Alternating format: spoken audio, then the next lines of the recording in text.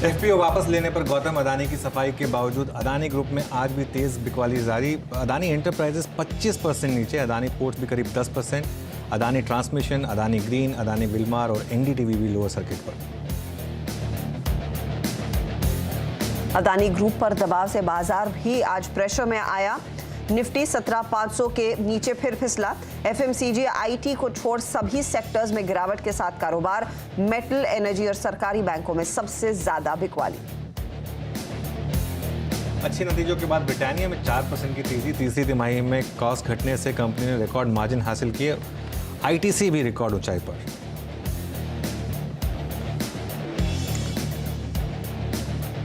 अनुमान से कम मुनाफे के चलते एचडीएफसी का स्टॉक आज 2% टूटा। तीसरी तिमाही में मुनाफा 13% बढ़ा। आय में करीब 30% का इजाफा। 15,000 करोड़ के पार निकली। ग्रॉस एनपीए हुआ कम। और निफ्टी की 3 कंपनियां एसबीआई, आईटीसी और डीवीज लैब्स कल पेश करेंगी तिमाही नतीजे। 61% बढ़ सकता है एसबीआई का मुनाफा। वहीं आईटीसी की सिगरेट वॉल्यूम ग्रोथ 8 से 11% के बीच संभव।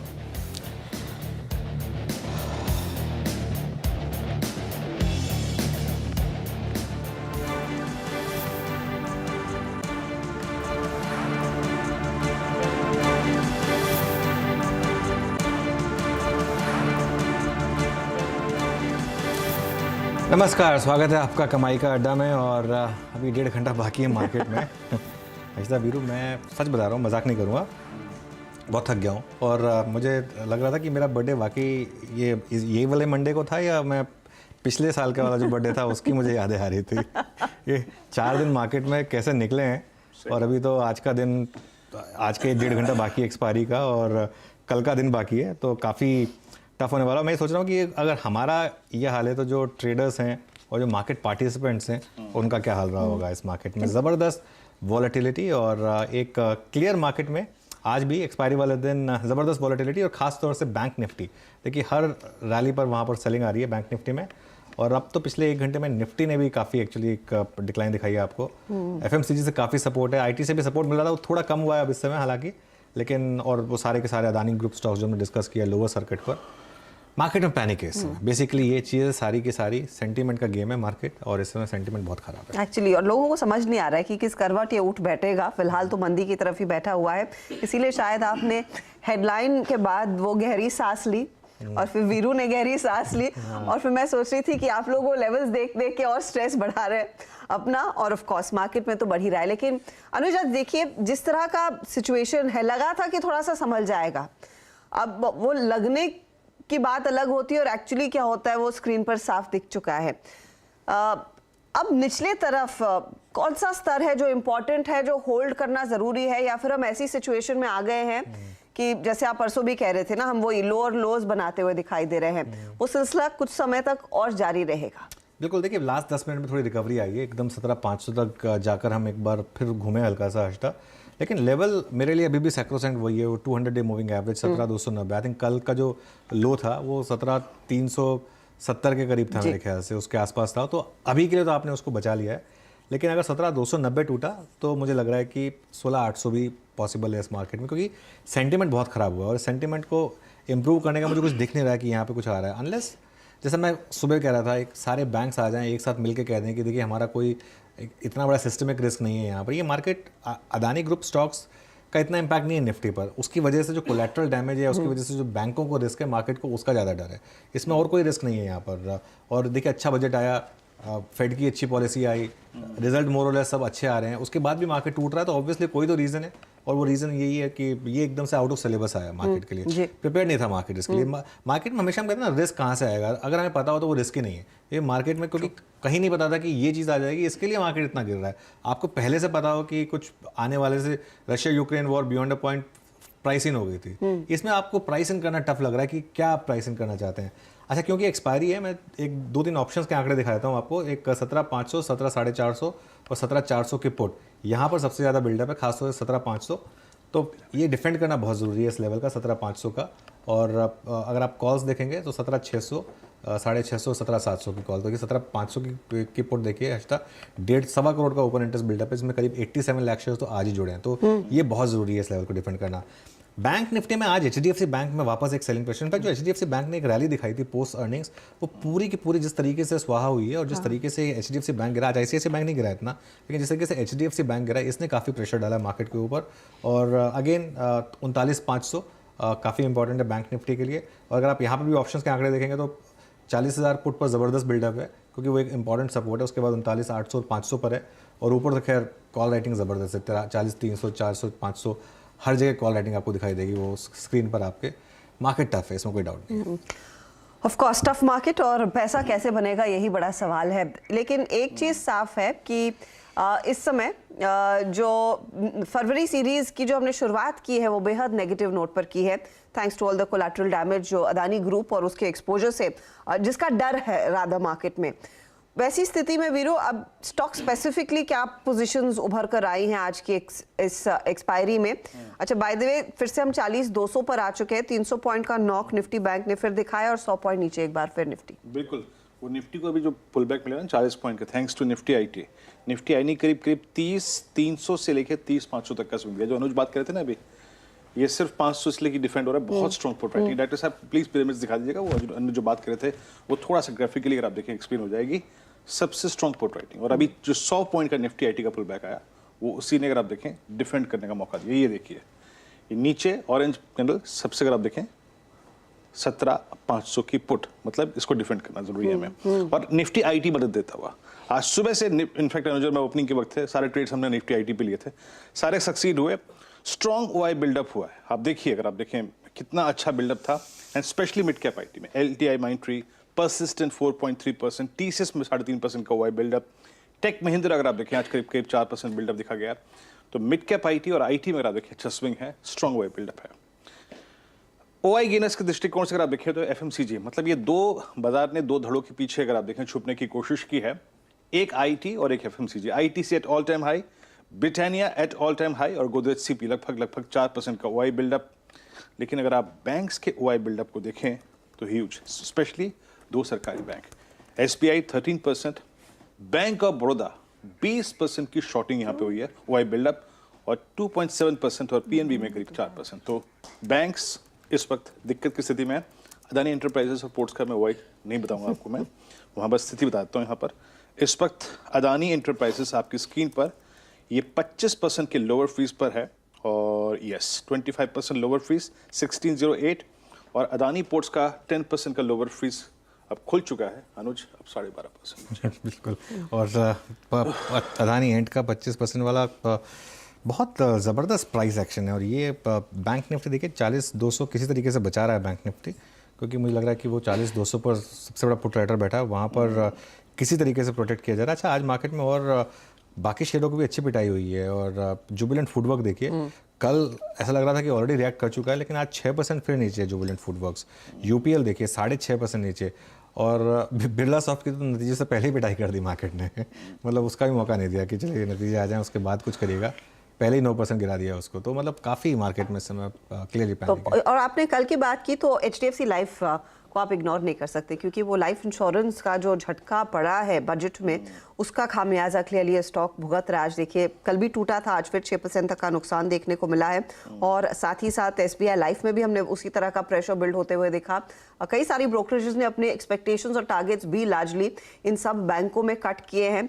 और HDFC लाइफ को लेकर दिक्कत यही है कि जो वो नॉन पार वाला बिजनेस है उससे सबसे ज्यादा कमाई हो रही थी, और वहीं पर वो हिट आता हुआ दिखाई दे रहा है। और मैनेजमेंट कमेंट्री भी अच्छी नहीं है, उन्होंने कहा कि लगभग 10% इनकी प्रॉफिटेबिलिटी पर इम्पैक्ट आता हुआ दिखाई देगा। देखिए मैं एक चीज़ कहूँगा, लेकिन ये स्टॉक मार्केट पे इसका इम्पैक्ट आया है, सेक्टर पे इसका इम्पैक्ट आया है, बहुत लोगों ने बहुत कुछ खाया है, लेकिन ये स्टेप सही था, एथिकली अच्छा है, एथिकली बहुत अच्छा है। क्योंकि हो क्या रहा था ना हर्षदा, और आपने एक चीज़ नोटिस करी होगी, कई चीज़ें ना कहीं नहीं जाती, कई चीज़ें आपको सिर्फ इशारों से समझा दी जाती है। ये और वो जो मकान वाला जो कि 5-10 करोड़ से जो कैपिटल गेंस टैक्स है, वो वित्त मंत्री ने एक ही स्टेटमेंट में बोला है, एक ही ब्रैकेट में रखा है दोनों को। एक ही ब्रैकेट में किस लिए रखा गया है? हो क्या रहा था, जो स्टार्टअप्स हैं और जो स्टार्टअप्स आप उसमें अपना शेयर्स बेचकर किसी भी रेट पर बेचकर आप अनाप शनाप पैसे मिलते थे, उसको आप इस तरीके से पार्क कर देते थे, या तो किसी 2-3 बड़े मकानों में डाल दिया आपने, या फिर उसमें जो ये इंश्योरेंस वाला है उसमें डाल दिए, और आपने वो एक long term capital gains tax बचा लिया, और उसके बाद आपने एक और वो एसेट्स ऐसे होते हैं, और खासतौर से घर तो ऐसा होता है जिससे आपको रेंटल यील्ड भी मिलती है कि यील्डिंग एसेट्स आपने बना लिए विदाउट पेइंग एनी टैक्स। मुझे लग रहा है उसको प्लग किया गया है, बहुत ज़रूरी है। कोलेटरल डैमेज हुआ है हालांकि इंश्योरेंस सेक्टर पर, लेकिन insurance should be use as insurance purely. उसमें उसको इन्वेस्टमेंट की तरह अगर आप यूज़ करेंगे तो ये रिस्क फैक्टर तो हमेशा रहेगा। जी हाँ। HDFC लाइफ हर्षदा आपको बता दूं मैं यहाँ पे इस वक्त जून 2020 के बाद, यानी जो पोस्ट कोविड रैली शुरू हुई थी जून 2020 के बाद के सारे लोज वॉलेट कट चुका है, यानी लगभग ये आप समझ लीजिएगा कि 2.5 साल के लोवेस्ट एज पे है इस वक्त हर्षदा। जी हाँ, वो प्रेशर तो बना ही हुआ है HDFC लाइफ। अच्छा, कुछ तेजी वाले काउंटर्स भी आपके सामने लेकर आते हैं, टेक्नोलॉजी काउंटर्स, जैसे वीरू भी मेंशन कर रहे थे कि निफ्टी IT का सहारा है, तो इन्फोसिस, आपका HCL टेक वहां से साथ मिलता हुआ दिखाई दिया। अशोक लेलैंड नंबर्स के बाद, बिक्री के आंकड़ों के बाद अच्छी खासी वृद्धि देखने को मिली है। अच्छा, इस बीच दीपक फर्टिलाइजर के नंबर्स आ रहे हैं, तो वो भी आपकी स्क्रीन पर फटाफट से लेकर आएंगे, क्योंकि इधर हमने देखा है मार्जिन पर थोड़ा सा दबाव है। मुनाफा हालांकि बढ़ा है, 177 करोड़ से बढ़कर 250 करोड़ के आसपास आ गया, तो वो एक पॉजिटिव है जो मार्केट इस समय गिन रहा है नंबर्स को जब हम एनालाइज कर रहेंगे। और साथ ही साथ आय में भी हमने देखा है कुछ वृद्धि देखने को मिली, इसीलिए वो स्पाइक आना शुरू हुआ करीब 5-5.5% ऊपर। और आज के दिन अगर कुछ तेजी देखने को मिल रही है वो उन्हीं खास स्टॉक्स में देखने को मिल रही है जहां पर नंबर्स अच्छे हैं और कॉन्फिडेंस उस लिहाज से बढ़ता हुआ। तो उसकी एक बड़ी मिसाल ऑफ कोर्स ब्रिटानिया है, नतीजों के बाद 4% ऊपर। और ठीक है, ITC कल नंबर से पहले एक्सपेक्टेशन है कि वो सिगरेट से आय बढ़ेगी, तो वो स्टॉक भागा है। और इन दोनों के साथ HUL में भी कुछ तेजी बनती हुई दिखाई दी है। तो ये इनफैक्ट वो काउंटर्स है जहां पर कुछ फेवरेबल, कुछ तेजी के ट्रेड्स मिले हैं। चलिए हमारे जानकारों को अब जोड़ना शुरू करते हैं। हम बात कर रहे हैं फंडामेंटल्स पर डिटेल में आशीष महेश्वरी से। आज टेक्निकल पैनल में हमारे साथ हर रोज की तरह प्रकाश काबा, प्रशांत सावंत, अमोल अठवले, गौरव बिस्सा और रुचित जैन है। 2:15 बजे फोकस रहेगा फिर अदानी ग्रुप शेयरों का क्या हाल हुआ है पिछले कुछ ट्रेडिंग सेशंस में। सुमित ने कुछ डेटा निकाला है, कितना मार्केट कैप गवाया, कितना प्रेशर देखने को मिला है, वो डेटा पॉइंट्स आपके सामने लेकर आएंगे। और इस पर दरअसल हमने विजय केडिया से एक डिटेल में बातचीत भी की थी, उसका भी अंश आपके सामने पेश करेंगे। फिर फोकस रहेगा नतीजों पर, SBI, डीवीज लैब, ये 2 बड़े नतीजे हैं जिस पर नजरें होंगी। सुमित इस पर एक अपडेट देंगे। ITC से एक्सपेक्ट क्या कर रहा है मार्केट, आशीष को जोड़ेंगे इसी पर। और 2:40 पर हर रोज की तरह 4 का चौका होगा। प्रशांत सावंत से लेंगे सस्ता ऑप्शन, अमोल अठवले आपको बताएंगे FNO का सुपरस्टार, गौरव बिस्सा बताएंगे आपको चार्ट का चमत्कार, तो आशीष महेश्वरी हमेशा की तरह तैयार रहेंगे मिड कैप फंडा लेकर। फिर 2:45 बजे एक बड़ा चेहरा हमारे साथ जुड़ने वाला है, बाजार पर, बजट पर, मार्केट के इस पूरे केओस पर हीलियस कैपिटल के समीर अरोड़ा से डिटेल में होगी चर्चा, डीलिंग रूम का जायजा भी यतिन के साथ। ओके, चलिए अब काम करते हैं, गेस्ट को जोड़ना शुरू करते हैं और एक के बाद एक कॉल्स आपके लिए लेकर आते हैं। और लेकर आइए ज़रा पैनल स्क्रीन पर और फिर सबसे कॉल्स लेना शुरू करते हैं। चलिए गाबा जी, आपसे शुरुआत करते हैं। बताइए कौन से स्टॉक पर दाम लगा रहे हैं इस समय? डिफेंसिव और वो है HUL। आज HUL ने आज कमान संभाली है, तो मुझे लगता है अपमूव यहाँ पर मिलना चाहिए। ट्रेड कर 2627 पर, बेसिक चार्ट स्ट्रक्चर तो ठीक है, अच्छा बेस बना हुआ 2600 के आसपास, तो मेरा हिसाब से स्टॉक होना चाहिए आज के लिए करीब होना चाहिए 2620, बस ज्यादा नहीं। ऑन द अपसाइड टारगेट 2660 का टारगेट है HUL, आपको मिलना चाहिए। ऐसे ही दिनों में समझ में आता है इसे डिफेंसिव क्यों कहते हैं, है ना। ऐसे ही दिनों में HUL प्रकाश सर की बाय कॉल है। हमारे साथ गौरव बिस्सा जुड़ चुके हैं। गौरव, गुड आफ्टरनून। सुबह आपसे बातचीत नहीं हो पाई, अभी आपका कन्विक्शन क्या कहता है बाजार में, और अभी आपका ट्वीट क्या है? Good afternoon. देखिए, मैं बाय और सेल दोनों मिक्स रखूंगा। निफ्टी मुझे बहुत ज्यादा वीक लग नहीं रहा है, लेकिन जो सबसे वॉलेटिलिटी है एक तरफा अगर आप प्ले करेंगे तो मेरे हिसाब से शायद वो मुनासिब ना हो। तो लॉन्ग के लिए अगर बात की जाए तो मुझे भारत इलेक्ट्रिकल्स लिमिटेड अच्छा लग रहा है, BEL। यहाँ पे अगर आप देखेंगे तो अपने 89 मूविंग एवरेज के ऊपर जा रहा है वीकली चार्ट्स पे। अच्छा अपसाइड आपको देखने मिल सकता है कि सस्टेन अगर हो गया 89 88 के लेवल्स, तो आप 88 के स्टॉप लॉस से BEL को बाय कर सकते हैं। और शॉर्टर टाइम फ्रेम में चूंकि यहाँ पे ऑलरेडी डाइवर्जेंस देखने मिल रहे हैं, स्पाइक आपको देखने आ सकती है। आपके जो लक्ष्य होंगे वो होंगे 98 के, आपका जो स्टॉप लॉस होगा वो होगा 88 का। दूसरा जो है वो सेल में रहेगा, जहाँ पे मैं पॉलीकैप को सेल करने की सलाह दूंगा। मैं काफी अच्छा आउट परफॉर्मेंस हमको देखने मिला है और काफी स्ट्रॉन्ग अपसाइड हमको देखने मिली है। यहाँ पे प्रीवियस स्विंग है तो बना दी है, लेकिन राइजिंग ट्रेंड लाइन का एक हर्डल यहाँ पे आ चुका है और थोड़े बेरिश लेवल सारा सेगमेंट नजर आ रहे हैं शॉर्टर टाइम फ्रेम में। तो यहाँ पे आप बेच के जा सकते हैं, 3080 के स्टॉप लॉस है। और नीचे में अगर आप देखेंगे तो यहाँ से आपको 2940 के लेवल्स आपको देखने मिल सकते हैं। ओके, तो ये फिलहाल आपके लिए पॉलीकैब में एक सेल की अपॉर्चुनिटी है और साथ ही साथ आपके बीएल में तेजी का एक मौका इस समय आपने पिकअप किया है। तो ये दो ट्रेड्स जो गौरव बिस्सा की पसंद। प्रशांत सावंत, बताइए आपका ट्रेड क्या रहेगा? हर्षदा, मैं थोड़ा सा वीकनेस देख रहा हूँ टाइटन में, तो मैं टाइटन को शॉर्ट करना चाहूंगा। और जो आज का हाई बना हुआ है यानी करीबन 2385, उसके जस्ट ऊपर 2386 मेरा स्टॉप लॉस होगा। मेरा टारगेट होगा 2200 का। स्ट्रक्चरली बहुत वीक है, मुझे लग रहा है ये ब्रेकडाउन के लिए बिल्कुल तैयार है। आज ऊपरी लेवल्स पे जाने की कोशिश की जहां बहुत सेलिंग प्रेशर बना है, तो डेफिनेटली मुझे ये शायद अगले कुछ दिनों में 2200 की तरफ जाता हुआ दिखाई दे रहा है। टाइटन अगर आप देखें आपकी शॉर्ट कॉल है एट 2336, अगर आप देखें आपका शॉर्ट कॉल है। और यस, तो यहाँ पे कुछ एक तो पॉली कैप एग्रेसिव कॉल थी थोड़ी सी और बहुत स्ट्रॉन्ग था स्टॉक। आपने यहाँ पे गौरव जी को एक सेल लेते दिखा और टाइटन पे प्रशांत जी का सेल है। प्रशांत जी, इंडिसेस तो खैर क्योंकि it's an expiry, I mean आज 2 फरवरी की वीकली कॉन्ट्रैक्ट की एक्सपायरी है। इंडिसेस पे आपका व्यू क्या है? कोई ट्रेड ले रहे हैं आप 9 फरवरी के कॉन्ट्रैक्ट के लिए? जी अजय जी, सॉरी वीरू जी, टोटली रेंज बाउंड एक्सपायरी है और मुझे लग रहा है कि अभी फिलहाल ऑप्शन में बाय करने में कोई पॉइंट नहीं हो रहा है और 1 घंटे के लिए कोई रिस्क भी लेने लायक नहीं है। मेरे हिसाब से छोड़ देना चाहिए, वेट करना चाहिए। ना ही हम डिसिसिवली ब्रेकडाउन कर रहे हैं, अपवर्ड्स तो बिल्कुल मुझे नजर नहीं आ रहा है, बट डिसिसिव ब्रेकडाउन भी तब होगा जब हम फ्यूचर्स में 17,450 के जोन को ब्रेक कर दे और उसके नीचे क्लोज हो जाए, तब शायद मैं नेगेटिव साइड पे ट्रेड करना चाहूँ।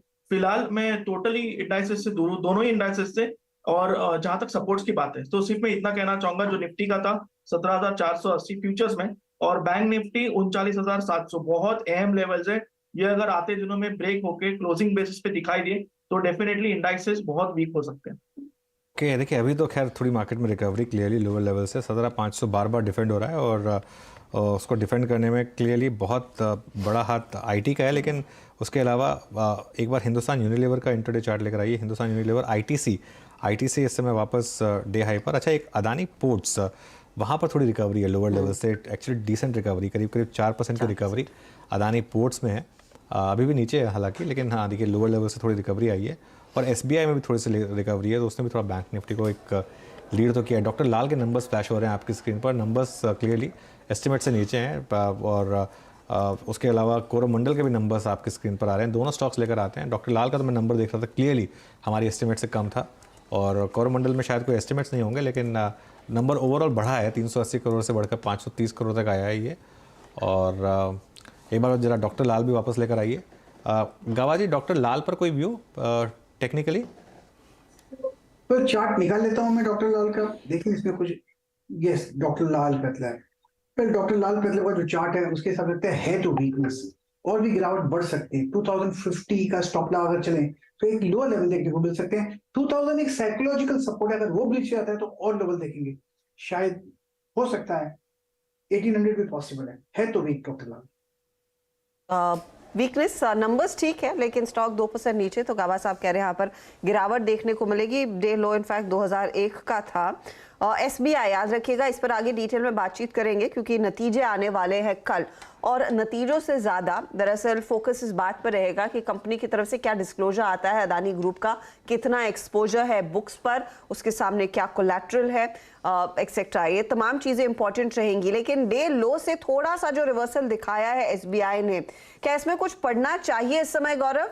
522 के आसपास है स्टॉक और इस पूरे हफ्ते अगर आप देखें ये क्या अच्छा खासा टूटा है और जनवरी से लेकर अब तक इस पूरे एक महीने में नियरली 15% नीचे है ये काउंटर। तो धुलाई तो काफी हुई है स्टॉक की।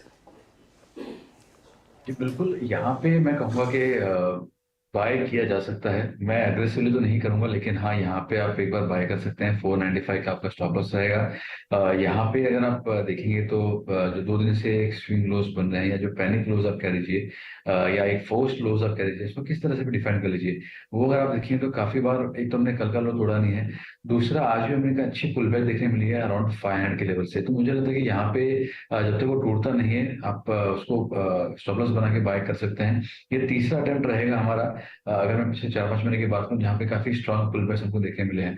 तो अगर ये 500 का सस्टेन हो जाता है लेवल, तो एक स्विफ्ट पुल बैक आपको देखने मिल सकती है। बड़े अपसाइड्स की मैं यहाँ पे प्ले नहीं करूंगा, प्राइमरी 560 तक के लिए एक बार उसको प्ले कर सकते हैं, वहां पे रिव्यू करना होगा। लेकिन एक बार के लिए रिस्क वोड यहाँ पे बाय के लिए ज्यादा फेवरेबल है कंपेयर टू सेल। ओके चलिए, मार्केट में डिसेंट रिकवरी है एक्चुअली 17,562 निफ्टी पर, तो 17,500 लग रहा है प्रोटेक्ट कर लिया गया है। और बैंक निफ्टी में भी शार्प रिकवरी 40,200 तक जाने के बाद अब 40,441 पर बैंक निफ्टी। और बैंक निफ्टी की रिकवरी में एक्चुअली ICICI बैंक का भी काफ़ी हाथ है, एक बार वो लेकर आई। और SBI, ये 2 स्टॉक्स हैं जिन्होंने पिछले 1 घंटे में अच्छा बाइंग मोमेंटम आपको दिखाया। खासतौर से SBI ने थोड़ा एक्सिस बैंक का भी सहारा मिला और थोड़ा सा सहारा मिला ICICI बैंक का। आशीष महेश्वरी जी भी जुड़ गए हमारे साथ। Ashish ji good afternoon. Banks खरीदने का टाइम आ गया है क्या, या फिर ये जो मार्केट फियर कर रहा है कि कहीं कोई सिस्टमिक रिस्क ना हो, आपका व्यू क्या होगा? बिल्कुल, एक $1 मिलियन क्वेश्चन है आज की डेट में कि बैंक को खरीदना चाहिए या नहीं, बट मुझे लगता है खरीदना चाहिए। क्योंकि मेरा मानना है कि जो जब भी मार्केट में रिवर्सल होगा ना और थोड़ा सा स्टेबिलिटी आएगा, ये बैंक और IT के बिना नहीं हो सकता। तो आप देखेंगे कि जैसे ही थोड़ा सा बाउंस बैक आता है, आपके जो फ्रंटलाइन बैंकिंग स्टॉक्स है वो हमेशा रिबाउंड करेंगे। अभी भी मेरा मानना है PSU बैंक्स की बजाय प्राइवेट सेक्टर बैंक्स पहले परफॉर्म करना शुरू करेंगे, क्योंकि जो बैंक निफ्टी का मेजर कंपोनेंट है उसमें प्राइवेट सेक्टर बैंकिंग स्टॉक है, तो वो उसको लीड करते हैं। और दूसरी बात जो मेरा मानना है कि जो एक लेंडिंग रिस्क के जो इश्यूज हैं वो कंपेरेटिवली प्राइवेट सेक्टर बैंक्स में कम है कंपेयर टू जो PSU बैंक्स का लेंडिंग के। तो मेरी सलाह रहेगी कि बिल्कुल जो फ्रंटलाइन बैंकिंग स्टॉक्स हैं वहां पर नजर रखनी चाहिए, बट थोड़ा सा स्टैगर्ड वे में बाइंग करने की सलाह रहेगी, क्योंकि जो मार्केट की वोलेटिलिटी अभी देखने को मिल रही है, मुझे नहीं लगता कि बहुत शॉर्ट टर्म में ये वोलेटिलिटी खत्म होने वाली है। तो थोड़ा सा स्टैगर्ड वे में बिल्कुल बाइंग करना चाहिए, और ICICI, एक्सिस और इंडसइंड बैंक, कोटक बैंक जैसे स्टॉक पे नजर रखनी चाहिए। अच्छा, इस बीच एक स्टॉक लेके आइए, कैनफिन होम्स। कौशगी साहब की अगर आप देखें रवानगी के बाद, मतलब जब वो यहाँ से गए, टेबुलर साइज स्टॉक गया करीब सितंबर 2022 में 457 तक। उसके बाद का ये सबसे हाईएस्ट लेवल है, जो आपकी स्क्रीन पे जो लेवल है इस वक्त 573.65। आशीष महेश्वरी जी, आपकी राय क्या है? आई मीन, अगर आप जिस तरीके से बाजार लाइंड अप है इसके साथ पैरेलली, उसमें तो ये काफ़ी नीचे खड़ा हुआ है, ये बेस से बाहर निकल के आ रहा है। निफ्टी और निफ्टी बैंक हायर लेवल से नीचे आ रहे हैं, आज अपने क्रिटिकल एवरेजेस को पार भी किया है। प्लेसमेंट चार्ट्स पे अच्छी लग रही है, आपका व्यू क्या है इस प्राइस पे, कैनफिन होम्स पे 573.65? देखिए, मेरा मानना है कि जो बजट के मेजर बेनिफिशियरीज में यदि काउंट किया जाएगा तो कैनफिन होम में उसका नाम आएगा, क्योंकि PM जन आवास योजना के जो बेनिफिट रहेगा वो लोअर इनकम ग्रुप सेगमेंट में ज्यादा रहेगा, और लोअर इनकम सेगमेंट में जो प्राइमरी लेंडर्स में से कैनफिन होम आता है। इसके अलावा मेरा मानना है जो वैल्यूएशन भी काफी अट्रैक्टिव है उस वे में, क्योंकि ऑलमोस्ट 52 वीक हाई से अपने 100 रुपए नीचे अभी स्टॉक ऑलरेडी मिल रहा है। और जैसे ही ये कार्नेज थोड़ा सा खत्म होता है, आप देखेंगे जो रियल स्टेट के स्टॉक्स हैं और जो हाउसिंग फाइनेंस कंपनीज के स्टॉक्स हैं वो अच्छा परफॉर्म करने लगेंगे, क्योंकि ये अब परपेचुअल तो रहेगा नहीं कि आप जो पैनिक देख रहे हैं मार्केट में। मेरा मानना है कि जैसे ही थोड़ा स्टेबिलिटी आएगा, आप देखेंगे ये हाउसिंग फाइनेंस और रियल्टी स्टॉक्स, ये दोनों काफी अच्छा परफॉर्म करने वाले हैं। ओके चलिए, अब एक काम करते हैं, सुमित के पास भी जाएंगे और नंबर्स देखेंगे कि एग्जैक्ट कितना मार्केट कैप लॉस हुआ है कंपनीज का। लेकिन क्योंकि यही इशू डोमिनेट कर रहा था, आज सुबह हमने बात की विजय केडिया जी से, लेजेंडरी इन्वेस्टर, और उनसे जानने की कोशिश की कि आखिर हो क्या रहा है यहाँ पर, और क्या यहाँ पर सिस्टमिक रिस्क है, और यहाँ से क्या लेसन्स निकल कर आ रहे हैं इन्वेस्टर्स के लिए। सुनिए उस बातचीत को।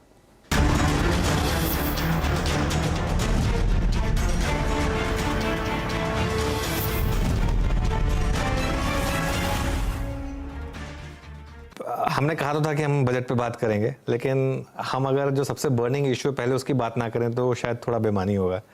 ये जो अदानी ग्रुप स्टॉक्स में इस समय हो रहा है, जिस तरीके का मार्केट कैप इरोजन और वेल्थ इरोजन हुआ है, उसको आप कैसे देखते हैं, और मैं उसके बाद आपसे डिस्कस करूंगा कि सिस्टमिक रिस्क है कि नहीं, लेकिन सबसे पहले ये जो हुआ है इसको आप कैसे देख रहे हैं? देखिए, जो हुआ है उसको जो देखने का नज़रिया, पहले तो मैं ये बता देता हूँ कि जैसे संयोग से आप समझो कि मेरा कोई भी अदानी ग्रुप के कोई शेयरों में मेरा इन्वेस्टमेंट कभी भी नहीं रहा है मेरा। और इसके लिए नहीं रहा कि मेरे को ग्रुप पे ट्रस्ट नहीं है। ग्रुप बहुत अच्छा ग्रुप है और एंटरप्रेन्योरशिप के अंदर में गौतम अदानी का कोई मिसाल नहीं है, वो बता रहे हैं। लेकिन ये हमेशा मेरे को ओवर वैल्यूड लगा मेरे को, कि जो शेयर्स की जो वैल्यूएशन है वो हमेशा स्काई हाई जो मेरे को ऐसे लगी, तो मैंने उन पर कभी मैंने उन पर काम किया नहीं। तो मेरे को लग रहा है अभी वही एडजस्ट हो रहा है कि जो इतने ओवर वैल्यूड जो ये शेयर्स थे वही अभी एक रियलिस्टिक वैल्यू पर आकर अपनी एक स्थान तलाशने की चेष्टा कर रहे हैं। ये हुआ एक खराब तरीके से, और समझिए जिस तरीके से हुआ वो ऑफ कोर्स अशोभनीय है। वो कोई नहीं चाहता है कि एज ए इन्वेस्टर और एज एंटरप्रेन्योर कोई नहीं चाहेगा इस तरह से हो, लेकिन ये उसी का एक रिपरकशन है जो हाई वैल्यू थे शेयरों के। चलिए ठीक है, एक काम करते हैं, अभी हम थोड़ा सा इस पर फोकस कर रहे हैं, बजट के ग्राफिक्स भी चलाएंगे हम थोड़ी देर में। इसमें अब इशू ये आ रहा है कि इतने बैंक स्टॉक्स में जो ज़बरदस्त गिरावट आ रही है मार्केट को, चलिए ठीक है अदानी ग्रुप स्टॉक्स गिर रहे हैं, लेकिन अदानी ग्रुप स्टॉक्स का निफ्टी में इतना फिर भी कंपोजिशन नहीं है। आउटसाइड निफ्टी, नेक्स्ट निफ्टी में भले ही हो, निफ्टी में नहीं है। लेकिन बड़ा रिस्क मार्केट को लग रहा है कि कहीं बैंकों को इसकी वजह से प्रॉब्लम तो नहीं होगी, और बैंकों में काफ़ी पिटाई हुई है। ये ओवर रिएक्शन है या ये जस्टिफाइड है, और इस समय यहाँ पर क्या कुछ स्टेप लेने चाहिए? जैसे मैं सुन रहा हूँ कि आरबीआई ने शायद कुछ बैंकों को बोला है कि आप थोड़ा एक्सपोजर बताइए अपना, कुछ बैंक अपने आप बता रहे हैं। आपके हिसाब से क्या होना चाहिए यहाँ पर? देखिए, मेरे को क्या लगता है कि जस्टिफाइड तो जरूर है, क्योंकि शेयर बाजार खाली सेंटीमेंट का खेला है। यहाँ पे खाली आप सोचो कि इतना नंबर्स आएंगे और इतना इसका कैश फ्लो है, उससे खाली शेयरों की वैल्यू नहीं बनती है, ये सेंटीमेंट पे बनती है। और ये सेंटीमेंट मार्केट का जो ओवर वैल्यूएशन और लोअर वैल्यूएशन जो होना है, ये खाली सेंटीमेंट पे आधार है। हमारा मन होता है तो हम 200 पी भी शेयर देते हैं, और मन नहीं होता है तो हम 2 पी में भी शेयर नहीं खरीदते हैं। तो ये जो ऑफ कोर्स, और एक क्या मैंने एक चीज और देखी है शेयर बाजार में, कोई भी एक क्राइसिस, ये इसको एक क्राइसिस ही बोलेंगे, ऐसी जो क्राइसिस आती है ये हमको पुरानी क्राइसिस को याद दिलाती है, जो हम कहानी भूल चुके हैं, और समय सारे घावों को भर देता है। तो इसके पहले चाहे अब रिलायंस पावर बोल दिया, एलएफएस बोल दिया, सत्यम, कोई मैं एक जगह गया, लोग सत्यम की बातें कर रहे थे, कोई पुराना सब गड़े मुर्दे उखाड़ ले आ जाते हैं वो सब। तो ये मानव स्वभाव है ये। तो इसके कारण ये सेंटीमेंट खराब हुआ। एक चीज इसमें देखने लायक है कि आप देखिए कि कल जो बैंकों का वगैरह का जो है, या समझिए कल जो इशू जो लास्ट में भरा गया, किसी भी तरह से भरा गया, उसमें किसी बैंकों का नाम नहीं आया कि किसी बैंक ने वो, या किसी एलआईसी का फर्दर नाम नहीं आया, बल्कि एक जगह स्टेटमेंट है कि एलआईसी ने अपनी इंटैक्ट रखा, उन्होंने कोई एक्स्ट्रा उन्होंने नहीं भरा। तो ये जरूर बताता है कि अब वो बैंकों पहले वाली बैंक नहीं रह गई। पहले जो चलता था कि आप एक फोन कर दें और पैसे मिल जाएंगे, मेरे ख्याल से वो टाइम जरूर अगर पूरी तरह खत्म नहीं हुआ तो पूरी तरह चेक में है। लेकिन क्या सेंटीमेंट की बात है, बैंक अभी अपने पुराने जख्मों से नहीं अभी उधर के आई है। 10 साल हो गया बैंकों को पेल झेलते हुए। अभी ऐसा आ रहा है कि हाँ भाई ज्यादा प्रोवाइड हो गया, अभी वो लोग प्रोविजन अब फर्दर नहीं होएगा बल्कि एड ऑन होएगा। इसमें अचानक झटका गया तो लोग डर गए। तो ये डरने के कारण बैंकों के अंदर में रिएक्शन हो रहा है, ऐसा मेरा मानना है। तो इस समय आप इसका फिर विजय भाई एंड गेम क्या देखते हैं, और क्या मार्केट जितना करेक्ट हुआ है यहाँ से और करेक्ट हो सकता है? क्या बैंक निफ्टी और यहाँ से 10-15% गिर सकता है, जो कि कई लोगों को आशंका लग रही है? देखिए 10-15% तो कोई खास बात नहीं है, क्योंकि ऑलरेडी बैंक 3 गुना 4 गुना पे ऑलरेडी नीचे से कई बैंक है जो 3-3, 4-4 गुना अपने 52 वीक लो या 1-1.5 साल के लो से आए हुए हैं। तो 10-15% तो रेगुलर जो बाजार के अंदर में गड़बड़ आती थी उसी में 10%, 15% शेयर्स गिर जाते थे। तो इस बोलकर उसका कोई महत्व नहीं है।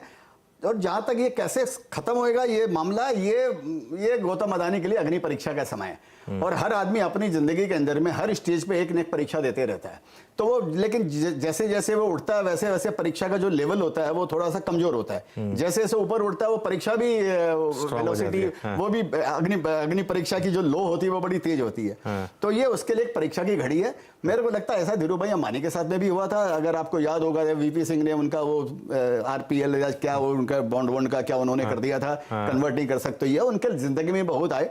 मेरे को लगता है अदानी भी उन्हीं को फॉलो कर रहे हैं और आगे पीछे ये इसको और इनके लिए जिंदगी का सबसे बड़ी अग्नि परीक्षा है। कोई ना कोई ये रास्ता निकालेंगे। मेरे को पर्सनल एज ए लेमैन, एक छोटा आदमी छोटे तरीके से सोचता है। अदानी की सोच मैं तो कभी सोच नहीं पाऊंगा आज के दिन जहां पर मैं खड़ा हूं। मेरे को लगता है आगे पीछे इनको अपनी एसेट को कहीं ना कहीं कुछ निकालना पड़ेगा, कोई ना कोई इनको बेचना पड़ेगा, ताकि वो पैसा इकट्ठा कर पाए और जो बचा है उसी को आगे बढ़ाएं। तो लेकिन ग्रुप सरवाइव करेगा, ये आपका मानना है? मेरे को लगता है, अपने सुनते हैं ना यार, वो गिरते हैं क्या शहसवारी मैदान जंग में, वो तिफल क्या गिरेंगे जो घुटनों के बल चले। तो ये उसके लिए, ये उसके जीवन की सबसे बड़ी परीक्षा है। और इसमें अगर एक ही परीक्षा में अगर वो हार गया तो ऐसे फिर एंटरप्रेन्योर क्या हुआ? तो इससे एक सीख क्या, आपने बोला कि आपने कभी इन्वेस्ट नहीं किया अदानी ग्रुप स्टॉक्स में क्योंकि वो महंगे थे।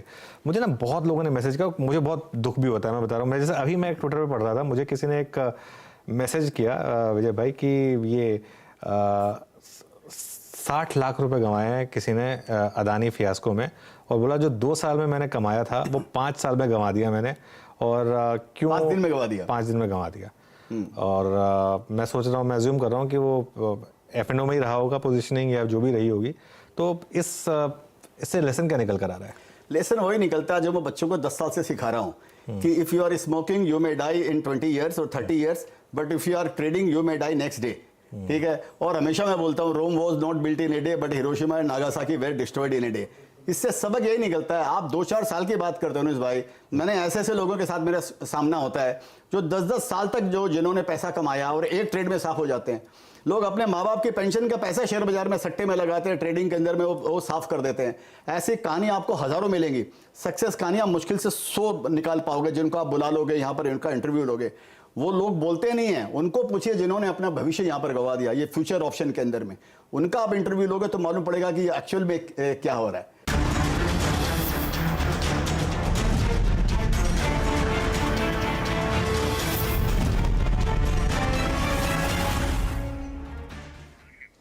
चलिए, मार्केट में इस समय फाइनली थोड़ी स्टेबिलिटी, और बैंक निफ्टी ग्रीन में और निफ्टी भी अब ग्रीन में आने की कोशिश कर रहा है। लग रहा है एटलीस्ट आज कि 17,500 फिर बचा लिया बैंक निफ्टी ने और 40,500 बैंक निफ्टी ने। लेकिन बात हो रही थी अदानी ग्रुप की, तो हिंडनबर्ग रिपोर्ट आने के बाद अदानी ग्रुप शेयरों की जो पिटाई हुई है उसकी वजह से कितना ग्रुप का मार्केट कैप गिरा है।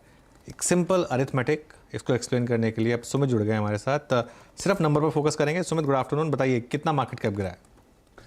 देखिए, मेजर फॉल अगर इस पूरे ग्रुप की बात की जाए तो करीब करीब हमने रफली 8-8.5 लाख करोड़, ये दोपहर 1:30 बजे तक के आंकड़े हैं क्योंकि इस ग्रुप में बहुत ज़्यादा वोलेटिलिटी है, इसलिए आंकड़े वहीं तक के हैं जहां पे हमने इसको फ्रीज किया। रफली 1:30 बजे तक के आंकड़ों में 8-8.5 लाख करोड़ रुपए के आसपास की मार्केट कैप इस ग्रुप की तरफ से वाइप आउट हो चुकी है, जिसमें ये ग्रुप 24 जनवरी को जब ये रिपोर्ट आई थी तो 19 लाख करोड़ के आसपास ट्रेड करता था। आज करीब करीब 10.5 लाख करोड़ रुपए के आसपास इस ग्रुप की वैल्यू है। मेजर फॉल्स कहां पर आए हैं? मेजर फॉल्स के लिहाज से देखा जाए तो अदानी टोटल करीब करीब 56% ये टूटा है, और इस 56% में सबसे ज़्यादा बिकवाली आने वाले शेयरों में अदानी टोटल करीब 2,40,000 करोड़ रुपए के आसपास की यहाँ पे मार्केट कैप वाइप आउट होते हुए दिखाई पड़ी है। इसके अलावा अदानी एंटरप्राइजेस करीब करीब 50% का डिक्लाइन यहाँ पर भी हमने देखा है, और मार्केट कैप का लिहाज से देखें तो करीब 1,95,000 करोड़ रुपए की मार्केट कैप यहाँ पर भी इरोड होते हुए दिखाई पड़ी है। इतना ही नहीं, इसके अलावा जो 3 बड़े कंपनियां इस ग्रुप में जहाँ पर सबसे ज़्यादा मार्केट कैप का इरोजन है, उसमेमें एक बिकवाली आपको अदानी ट्रांसमिशन में दिखाई पड़ेगी, अदानी पोर्ट में दिखाई पड़ेगी। करीब करीब 40 से लेकर 45% या 46% अदानी ट्रांसमिशन है, करीब करीब 1,33,000 करोड़ रुपए की मार्केट कैप यहाँ पे वाइप आउट है, और अदानी पोर्ट जहाँ पर रफली 64,000 करोड़ रुपए के आसपास की मार्केट कैप का वाइप आउट है, ये भी करीब 40% टूटा। तो मोर और लेस इस ग्रुप में जो बिकवाली है वो करीब 32 से 35% के आसपास की है ऑन एन एवरेज।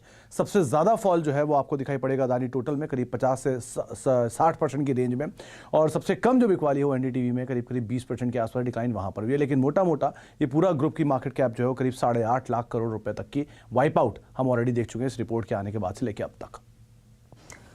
तो बड़ा झटका और बड़े लॉसेस देखने को मिले हैं, मार्केट कैप ही नहीं स्टॉक वाइज भी। आज भी वो दबाव का सिलसिला हावी है, हालांकि नेशनल लेवल से कुछ कोशिश होती रहती है, लेकिन आप देखिए अदानी एंटरप्राइजेस 3,112 का वो QIP का लोअर बैंड, कल का जो हमने हाई देखा था वो 3,073 था, और कल से आज में ओवरनाइट ऑफ कोर्स FPO वापस कैंसिल किया गया रादर, और वो स्टॉक इस समय लैंग्वेज करता हुआ 1670 इनफैक्ट डे लो के आसपास इस समय फिर खड़ा है, करीब 22% के नुकसान पर। 7 दिनों में ऑफकोर्स 52% तक की गिरावट देखने को मिली है। तो ये पेन है जो शायद आगे और चलेगा, ये डर मार्केट को डेफिनेटली है। यहाँ पर महेश्वरी साहब, आपका कभी एक्सपोजर था अदानी ग्रुप कंपनियों में? जी बिल्कुल रहा है, क्योंकि सारे बिल्कुल एक्टिव ट्रेडिंग स्टॉक है, तो बिल्कुल एक्सपोजर रहा है इसमें। तो इस हादसे के बाद फिर आप कितनी जल्दी पोजीशन एग्जिट कर पाए हैं, या फिर अभी भी आपके पास वो स्टॉक है और जो अब हो रहा है लो लिक्विडिटी पर, लो वॉल्यूम पर वो स्टॉक लगातार टूट रहा है, तो सामने खरीदने वाले बहुत कम? बिल्कुल, इनफैक्ट जैसे अडानी विल्मार मुझे पसंद था पहले, तो वो इस स्टॉक में मेरा पोजीशन है, और मुझे लगता था कि लॉन्ग टर्म अच्छी सस्टेनेबल अडानी विल्मार स्टोरी है, बट अभी तो वो स्टॉक काफी डाउन है, बट स्टिल मेरी इसमें अभी होल्डिंग थोड़ी सी बनी हुई है, तो मैं अभी होल्ड किया हूँ Adani Wilmar. Okay, Adani Wilmar को अभी के लिए तो होल्ड किया गया है, और देखते हैं फिर यहाँ से आगे क्या मूव बनता है। एक्चुअली एक काम करते हैं, सुमित के पास मेरे पास एक फॉलो अप है। I am sorry, I don't mean to be cheeky at all Ashish Maheshwari ji, और ये नहीं है कि कि मैं सॉल्ट रब करना चाहती हूँ आपकी वुंड्स में, क्योंकि ये झटका जरूर रहा है।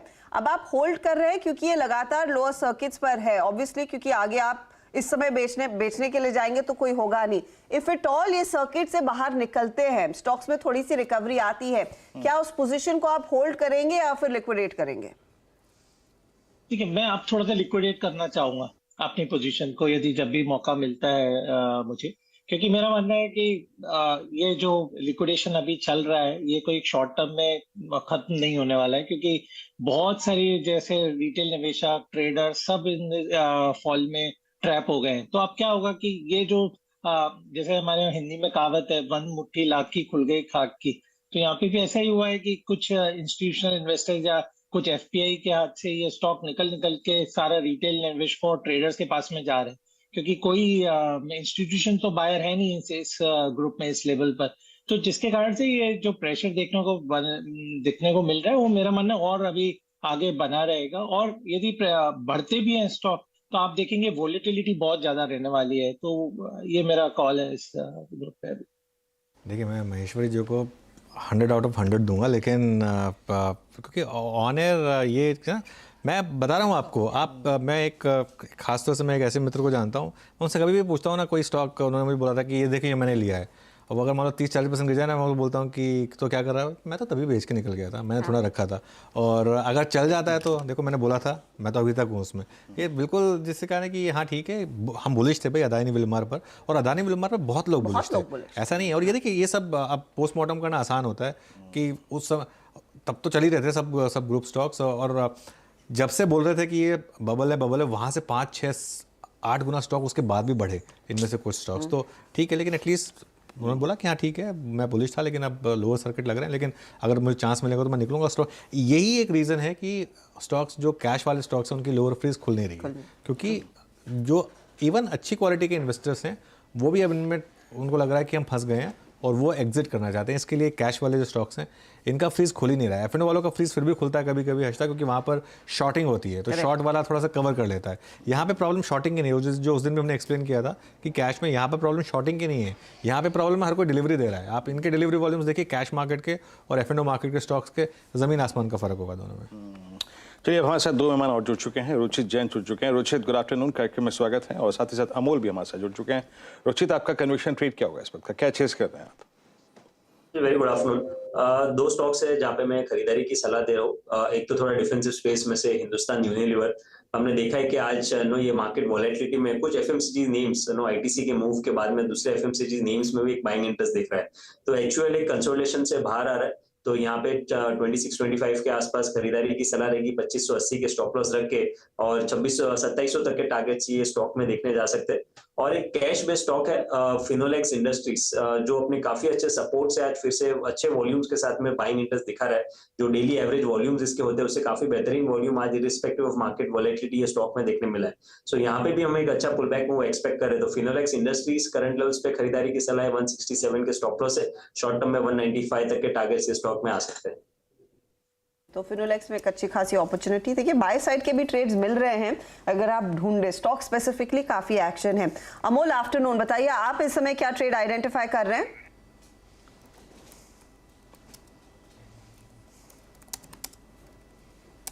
अमोल अठवले, आपको आवाज सुनाई दे रही है? नहीं, मुझे लगता है वहां पर वो सुनाई दे रही है, अगर वो थ्रू होंगे तो बताइएगा प्लीज। इस बीच कुछ और स्टॉक्स का जिक्र कर देते हैं। निफ्टी बैंक तो थोड़ी सी कोशिश कर रहा है। अच्छा, by the way SBI number से पहले हम बोल रहे थे कि थोड़ा सा रिकवर कर रहा है, अब आप देखिएगा रिकवरी बहुत ही स्मार्ट हुई है और स्टॉक अब 529 के आसपास आता हुआ 0.39% की ही बढ़त देखने को मिल रही है, लेकिन वो जो पॉजिटिव टेरिटरी में आया डे लो से अच्छी खासी रिकवरी, नेली 2% तक की।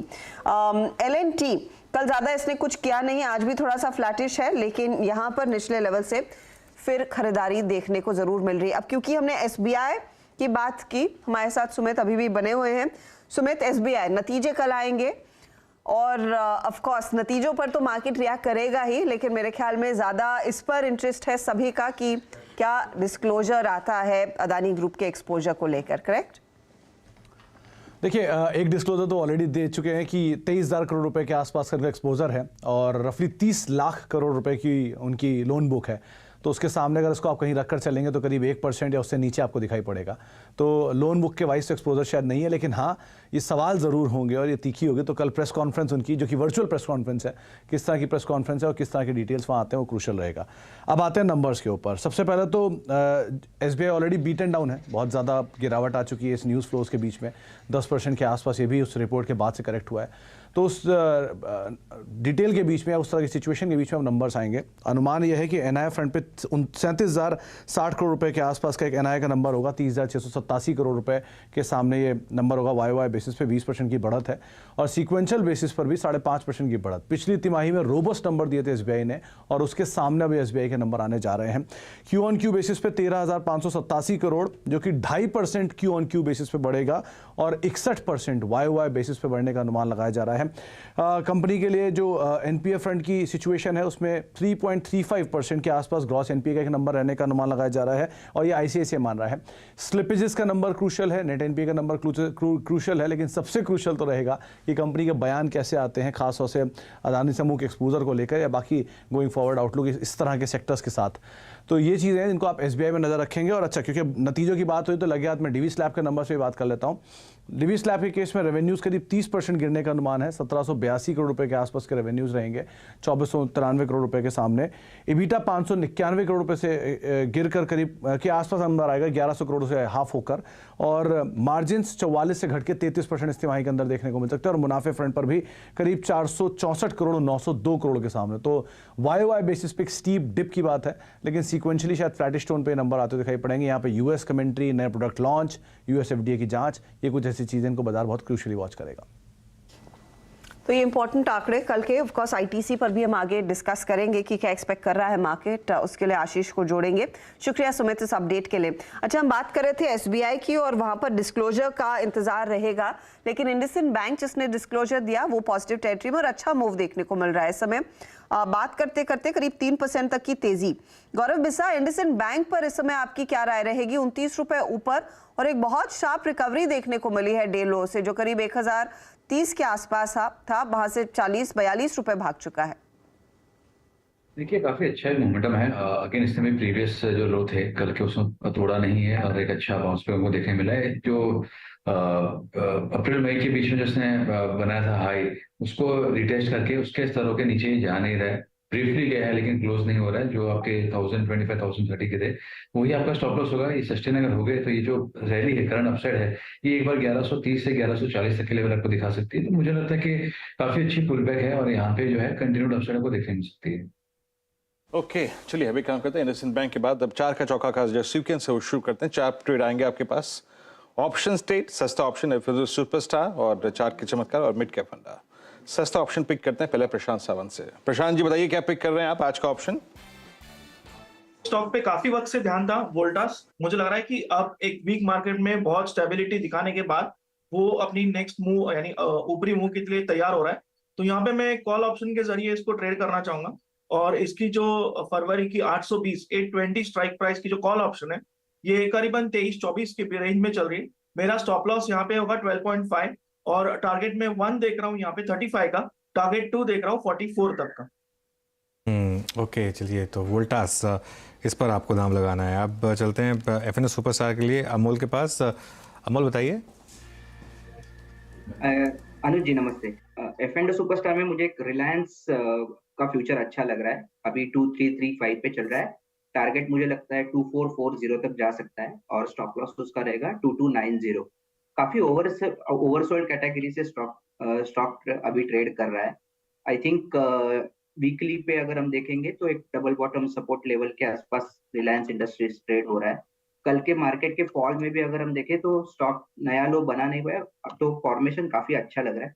अगर मार्केट इंप्रूव होता है तो मुझे लगता है कि रिलायंस में अच्छा खासा बाउंस बैक आ सकता है। ओके, रिलायंस ट्रेड है आपका और सुपरस्टार। अब चलते हैं गौरव बिस्सा जी के पास। याद रखिएगा ये ट्रेड रिलायंस से संबंधित है, रिलायंस पे एक पॉजिटिव व्यू है। तो एक्सटर्नल स्क्रीन में आपकी स्क्रीन पे इस चैनल का स्वामित्व प्रबंधन रिलायंस इंडस्ट्रीज होल्ड करते हैं। कोई भी ट्रेड करने से पहले फ्यूचर्स या फिर ऑप्शन या फिर इन्वेस्टमेंट कॉल प्लीज एक निजी राय वित्तीय सलाहकार की जरूर सम्मिलित करें। इस चैनल का स्वामित्व प्रबंधन रिलायंस इंडस्ट्रीज होल्ड करते हैं। अब चलते हैं गौरव बिस्सा जी के पास। गौरव बताइए आपका चार्ट का चमत्कार। मेरे रेडर में जो स्टॉक है वो है केपीआईटी टेक्नोलॉजी। यहाँ पे अगर आप देखेंगे तो आईटी स्पेस से सब शुरुआत में कह रहे थे कि काफी एक अच्छा मोमेंटम देखने मिला है, स्टेबिलिटी मार्केट को दे रहा है, आउट परफॉर्मेंस दिखा रहा है। यहाँ पे अगर आप देखेंगे तो एक अच्छा ब्रेकआउट हमको देखने मिला। आप इसको कपर हैंडल पैटर्न कह सकते हैं, आप इसको ट्रायंगल ब्रेकआउट पैटर्न कह सकते हैं। एचएमओ को सेटअप में काफी स्ट्रॉन्ग लग रहा है। और अगर आप आईटी स्पेस में देखेंगे तो रिलेटिव स्ट्रेंथ चार्ट में केपीआईटी के चार्ट जो है सबसे स्ट्रॉन्ग है। काफी आउट परफॉर्मेंस एक साल से हमको देखने मिला है। मुझे लगता है कि यहाँ पे आप बाय कर सकते हैं। आपका जो स्टॉप लॉस होगा वो होगा 760 का और ऊपर में आपको जो लक्ष्य होंगे वो 860 के होंगे। तो ये फिलहाल आपके लिए एक ट्रेड जहां पर क्लियरली 860 के लिए एक अपॉर्चुनिटी केपीआईटी में बनती हुई दिखाई दे रही है। ये फिलहाल आपके लिए एक ट्रेड साफ बन रहा है। एक बार एक करेंसी मार्केट के एक्शन पर भी आप नज़र रखिए क्योंकि अचानक रुपए में कमजोरी दरअसल गहराती हुई दिखाई दे रही है। 8210 के आसपास तक के लेवल्स अब इस समय आते हुए दिखाई दे रहे हैं, तो वहाँ से भी एक क्यूब बड़ा आपके लिए उभर कर आ रहा है जो नेगेटिव है। आशीष महेश्वरी, मिड कैप फंडा के तौर पर क्या पिक किया है? कि आज सुबह का मैं अपना स्टॉक रिमाइंड दोबारा से वही कराना चाहूंगा। सुबह के शो में मैंने केपीआईटी रिकमेंड किया था 755 के आसपास और उस स्टॉक में अच्छा खासा इजाफा देखने को मिल रहा है अभी केपीआईटी में है, तो वो ऑलमोस्ट 813 तक हाई बना है और ये और आगे भी अच्छा नजर आता है जैसे हमारे टेक्निकल एनालिस्ट ने बताया। बट मैं एक दूसरा स्टॉक रिकमेंड करना चाहूंगा अभी मिड कैप में, वो है KPI energy, KPI green energy. इस स्टॉक पे नजर रखनी चाहिए। 466 रुपए के आसपास स्टॉक है। सिर्फ 1600 करोड़ मार्केट कैप है कंपनी का और इस बार का जब 9 मंथ्स का प्रॉफिट देखे तो करीब 77 करोड़ का प्रॉफिट आया, जबकि पूरे साल का पिछला मुनाफा 43 करोड़ का था।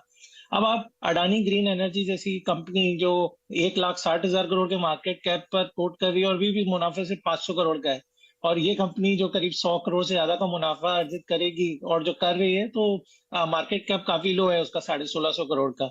और बेस्ट पार्ट ये कि अगले 2 साल में वो अपनी कैपेसिटी को जो सोलर कैपेसिटी है उसको बढ़ा के करीब 1000 मेगावाट तक ले जाने वाले हैं। तो बिल्कुल इस स्टॉक पे नजर रखना चाहिए। शॉर्ट मीडियम लॉन्ग टर्म जो भी आपका पर्सपेक्टिव हो ये अच्छा रिटर्न आगे जाके आपको देगा। ओके, इस बीच आपके स्क्रीन पे सारे ट्रेड सकते हैं, एक एक करके याद रखिएगा। हमने सीक्वेंस की यानी 4 के चक्कर की शुरुआत की थी अपने पहले ट्रेड से सस्ता ऑप्शन और दिया था प्रशांत सावंत जी ने, वो प्लीज लिखाइएगा स्क्रीन पे सस्ता ऑप्शन। ये केपीआई ग्रीन जो है ये है आज का मिड कैप फंडा और सस्ता ऑप्शन वोल्टास करीब करीब 35-40 के लक्ष्य के लिए 820 की कॉल, एक पुल बैक एक्सपेक्ट कर रहे हूँ यहाँ पर। अमोल ने रिलायंस इंडस्ट्रीज पिक किया था याद कीजिएगा और गौरव बिस्सा जी ने आज 4 के चमत्कार में ये अमोल जी की कॉल थी। गौरव बिस्सा जी ने जो पिक किया था ट्रेड वो था आपका KPIT technologies mid cap IT में 860 के लक्ष्य के लिए और साथ ही साथ आशीष महेश्वरी ने केपीआई ग्रीन्स को पिक किया है। अनुज ओके, काम करते हैं फटाफट आशीष के पास चलते हैं और आईटीसी के नंबर्स पर एक पोल ले लेते हैं और उसके बाद समीर अरोरा हमारे साथ जुड़ चुके हैं, उनसे बातचीत होगी। लेकिन पहले एक बार आईटीसी की बात कर लेते हैं। आशीष बताइए क्या एक्सपेक्ट कर रहे हैं? आज तगड़े जोश में अब आज रिकॉर्ड उच्चतम स्तर 385 के छुए और निफ्टी का टॉप कंट्रीब्यूटर है भाई। एक दो अच्छी चीजें हो रही है। एक तो बजट का ओवरहैंग खत्म है, जो बाजार को डर था कि टैक्स इंसिडेंस तगड़ा पड़ सकता है उस कंपैरिजन में हल्का फुल्का पड़ा, तो वो पॉजिटिव था। और कल आने वाले नंबर्स भी शायद डिसअपॉइंट ना करें आईटीसी के। पहले तो मैं बता दूं सेक्टोरली रुझान 8 से 11% यानी कि शायद double digit cigarette volume growth ITC इस बार क्लॉक करेगी। हालांकि ये हो सकता है पिछले 2 क्वार्टर्स में इससे बेहतर थी तो कुछ पस्त पड़ती हुई नजर आए। 18 से 20% एफएमसीजी की आप ग्रोथ देखेंगे।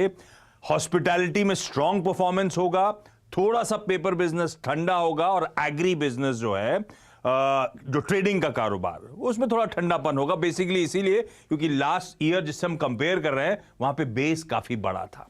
हेडलाइन नंबर्स जो आपको नजर रखनी है, आय 6.5% साल दर साल बढ़ेगी, उसके सामने इबीटा 16.5% बढ़ेगा, यानी कि मार्जिन्स 310 बेसिस पॉइंट्स का इंप्रूवमेंट दिखाएंगे। हमने कल ब्रिटानिया के नंबर्स में भी वही हाईलाइट देखी थी जब मार्जिन्स में एक तगड़ा उछाल देखने को मिला था और मुनाफा 11.5% के आसपास का जंप।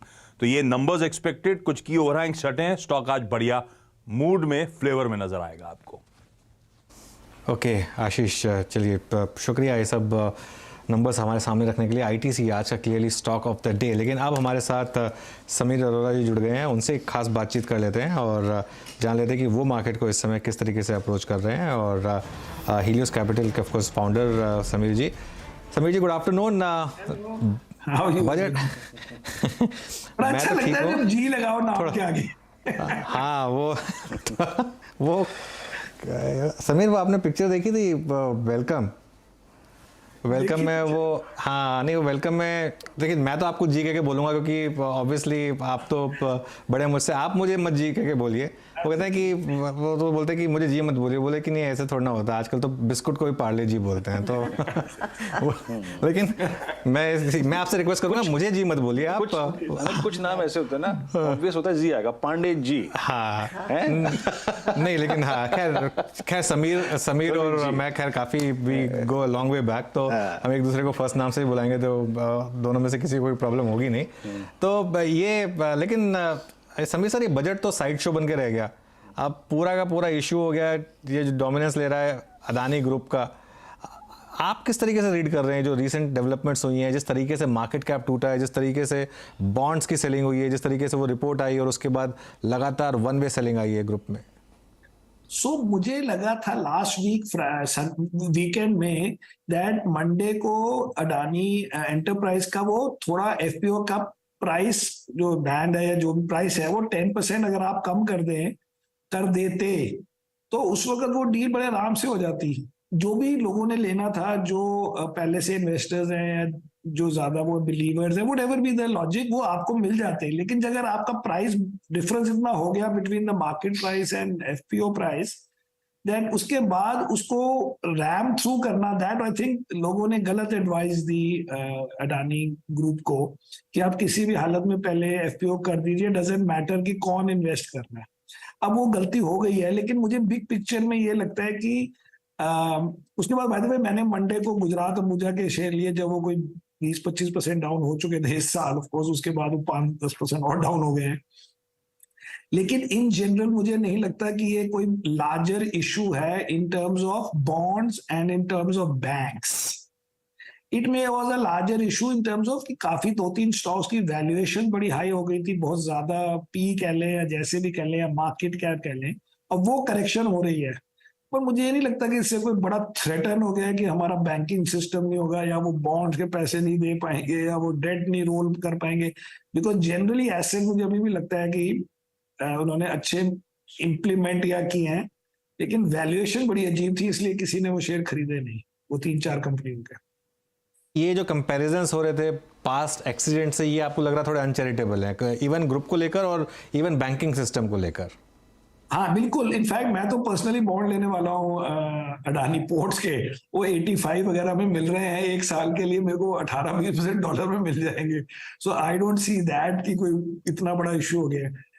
और हमने तो अलग से अंबुजा के शेयर भी ले लिए, और मुझे लगता है कि ये हर चीज का, see Ambuja is a good example कि कैसे ओवर एनालिसिस रॉन्ग हो जाती है। अब वो कंपनी थोड़े दिन पहले आपने टेक ओवर की, उसकी फंडिंग की 5-6 फॉरेन बैंक्स ने, वो 5-6 बैंक्स ने non disposal undertaking, which means कि आप वो शेयर स्क्रीन पे थोड़ा बेच देंगे अगर प्राइस गिर जाए। पहली बात तो 385 प्राइस में वो टेक ओवर या जो भी हुआ था, 380 जो भी हुआ था, उसके बाद अगर 6 लोगों के पास वो पूरी कंपनी है, 6 लेंडर्स के पास, तो किसी को क्या लगता है कि वो स्क्रीन पे आके एक बंदा अपने शेयर बेच जाएगा 5% होगा कंपनी, ऐसे तो ना काम होते हैं। वो इजीली पूरा पैकेज, अगर ना खुदा ना करे वो अगर करना हो तो वो आप आगे किसी को साल बाद किसी और बिडर को भेज दो जो पहले बिडर थे, या समीर जी सर एक सेकंड, उसमें इशू, सॉरी आपने जो बात बोली, क्योंकि मैं इसलिए बोल रहा हूँ कि मेरी आज सुबह एक दुबई बेस्ड फंड मैनेजर से बात हो रही थी, वो भी एग्जैक्टली यही बात बोल रहे थे कि मैं तो बॉन्ड खरीदने वाला हूँ, बॉन्ड में बल्कि रिस्क कम है। थोड़ा सा उसको एक्सप्लेन किया जाए कि क्यों रिस्क कम है वहां पर। तो पहली बात तो ये है कि अगर आप बिग पिक्चर में बात करें और देखें कि इस साल कौन से बॉन्ड्स ड्यू हैं, तो वो 0 हैं। नेक्स्ट ईयर पूरे ग्रुप के आई थिंक कोई $2.5 बिलियन के ड्यू है, और फिर अगेन 25 में 0 है, और उसके बाद वो शुरू होते हैं। सो जो पहला बॉन्ड है जो 24 में देना है, इजीली एक तो करंट एसेट्स है, करंट प्रॉफिटेबिलिटी है, करंट कैश फ्लो है, आपकी जो अग्रेशन है वो थोड़ी कम हो जाएगी, और होनी भी चाहिए। There is no need to be putting 50 billion and 60 billion numbers के हम इतने इन्वेस्ट करेंगे। बट $2.5 बिलियन आपके जो फर्स्ट $2.5 बिलियन, ये थोड़ा कि वो ही नहीं देंगे और पूरी स्टोरी खत्म हो गई, ऐसे थोड़ा काम होता है। अगर कुछ करना हो तो आप गुजरात मुझे वापस भेज दो, कोई एक आध एयरपोर्ट भेज दीजिए, जरूरत ही नहीं पड़ेगी मुझे लगता है। आई एम जस्ट सेइंग कि there is so much protection in assets, and वो एसेट दूर से सबको लगता है कि ये रियल एसेट्स है। उनकी स्टॉक प्राइस के ऊपर इशू था, कोई ये नहीं कह रहा कि एसेट ही नहीं था ठीक। सो इसलिए वो तो आसान काम है। मैं नहीं कह रहा हूं कि वो बेटर है, मैं कह रहा था मैं तो कंपनी में, मैं मतलब फंड में खाली शेयर खरीदता हूं, मैं अपने आप शेयर नहीं खरीदता। लेकिन सेपरेटली मैं सोच रहा था कि अगर वो 18-20% मुझे मिल रहे हैं तो मैं पर्सनली बॉन्ड्स खरीद लेता हूँ, ये मैं कह रहा हूँ। समीर जी मुझे ये बताइए, कल तक वो एफपीओ ऑन था, निवेशक आ गए थे, उसको पार लगा दिया था। अब ओवरनाइट उनको लगा कि perhaps it's not the right price, कुछ फीडबैक मिला होगा। करंट प्राइसेस जो हैं अपने वैल्यूएशन से खासे करेक्ट हो गए हैं, तो अब भी कोई आपको लग रहा है जब आप लोगों से बातचीत करते हैं कोई बड़े फंड्स लेंगे सीधे मार्केट में इन लेवल्स पर? आप देखिए आज Adani enterprises nearly 1600 rupees. Funds का इशू ये हो जाता है कि फंड्स को ना इमेज का इशू हो जाता है कि हमारा इन्वेस्टर क्या बोलेगा, वो क्या बोलेगा। So I think either they have to come and explain in black and white.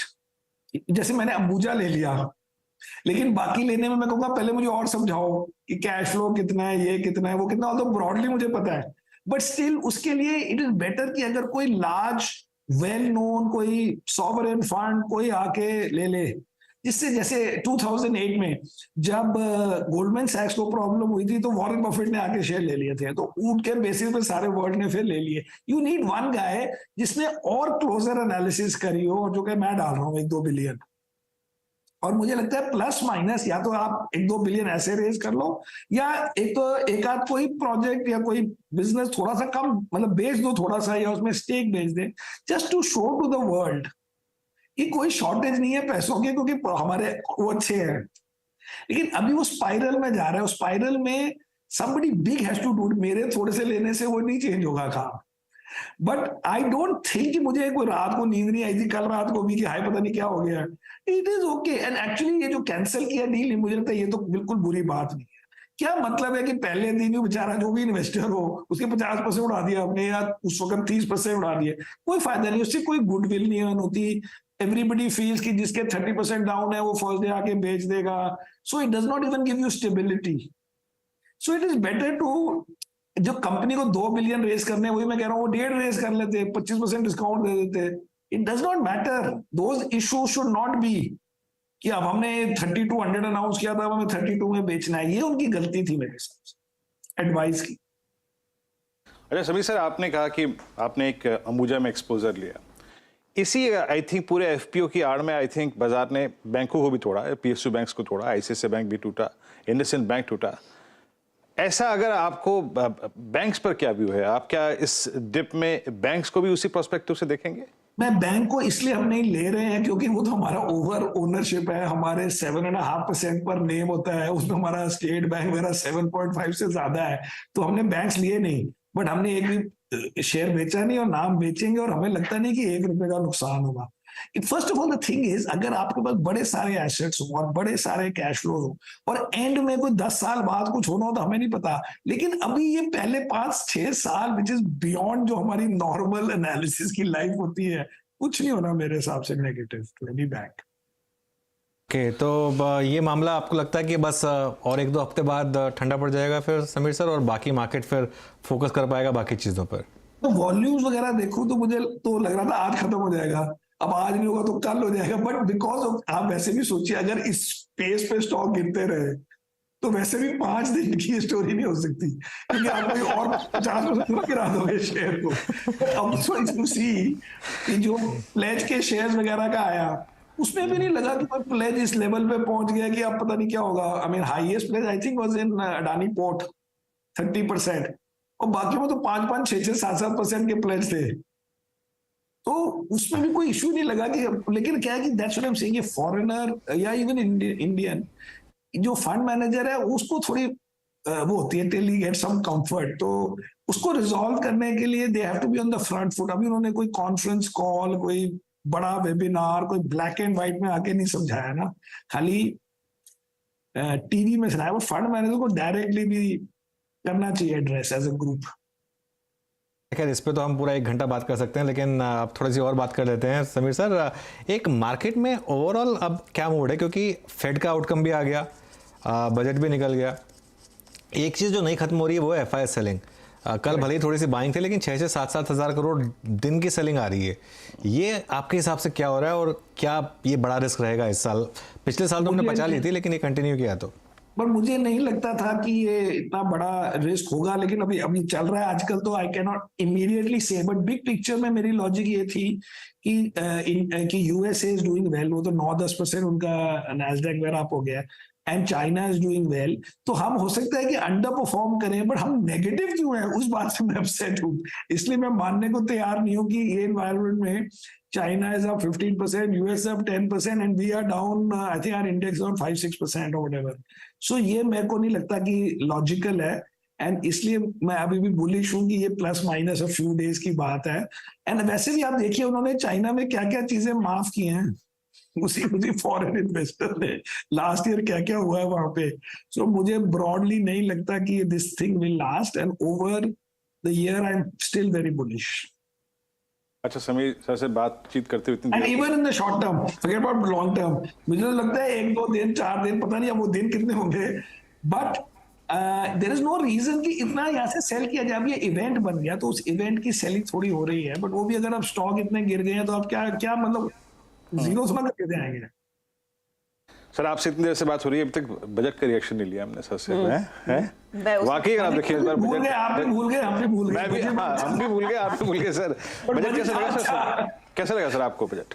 Budget बड़ा अच्छा था। बड़ा अच्छे का मतलब होता है, पहला होता है कि डू नो हार्म, किसी को ब्लेटेंट कोई नुकसान ना हो जाए कि वो हो गया कि आपने कैपिटल गेन बढ़ा दिया, ये कर दिया। बल्कि एक चीज जो पेपर में आई, लेकिन आप लोगों ने पता नहीं डिस्कस किया कि नहीं, मुझे भी एग्जैक्टली समझ नहीं आई, कि अगर आप गिफ्ट सिटी से फॉरेन ब्रोकर्स पी नोट वगैरह इशू करें तो उनका कैपिटल गेन्स भी हट गया, जैसे कि पहले सिंगापुर और मलेशिया उसमें मॉरिशस में होता था।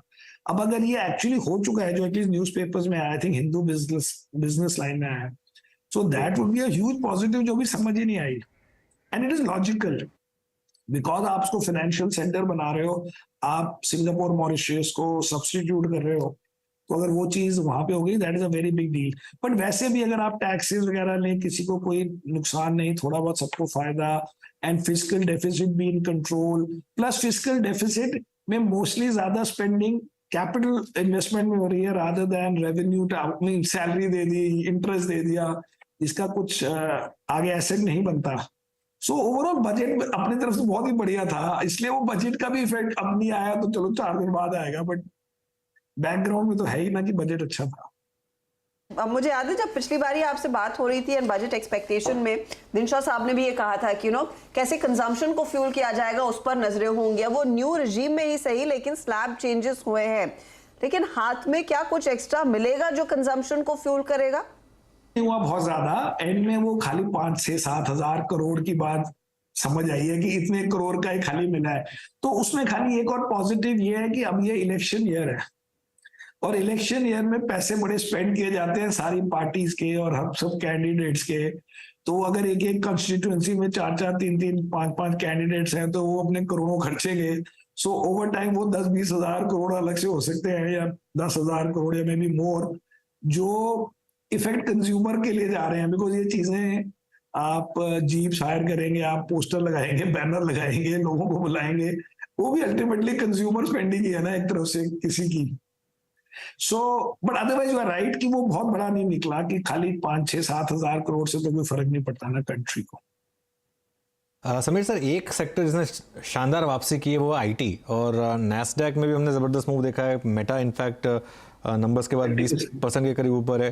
आपको लग रहा है कि ये जो सेलिंग हुई थी बस खत्म हो गई, अब यहाँ पर वापस एक बुल मार्केट स्टार्ट हुई है आईटी में? जी, मुझे यूएस के उसमें लगता था, तो हमारे फंड में वो सारे स्टॉक्स हैं इंक्लूडिंग मेटा एंड ये सब, जो स्पॉटिफाई 45% अप है इस साल एक महीने में। बट इंडिया में मेरे पास नहीं है, क्योंकि मुझे ये लगा कि वहां के स्टॉक 60-60% गिरे भी तो थे पहले, उसके बाद उनकी रैली हुई, हमारे गिरे थे 15-20%। तो मेरा बेट ये था कि financial and others will out perform. वो दिसंबर तक ठीक चल रहा था, जनवरी में तो ऑब्वियसली, और अभी 2 दिन में नहीं ठीक हुआ। तो मैं अब नहीं ले रहा आईटी, बिकॉज मुझे अब अगर नए पैसों से कुछ लेना हो तो मैं वो स्टॉक्स लूंगा जो कम से कम 10-12% डाउन हो, और मुझे ये समझना है कि 10-12% क्यों डाउन हो गए। इस समय मैं नए पैसे 5-10% अप स्टॉक्स में नहीं लगाना चाहता, जो इस साल कैलेंडर ईयर में ऑलरेडी अप हो गए हैं। There are so many good stocks which are down 10 and some of these wild stocks are down 40। अगर हिम्मत करनी है तो उनमें से किसी में करेंगे। इंडियन इंश्योरेंस कंपनियों में आपका एक्सपोजर रहा है क्या फंड का?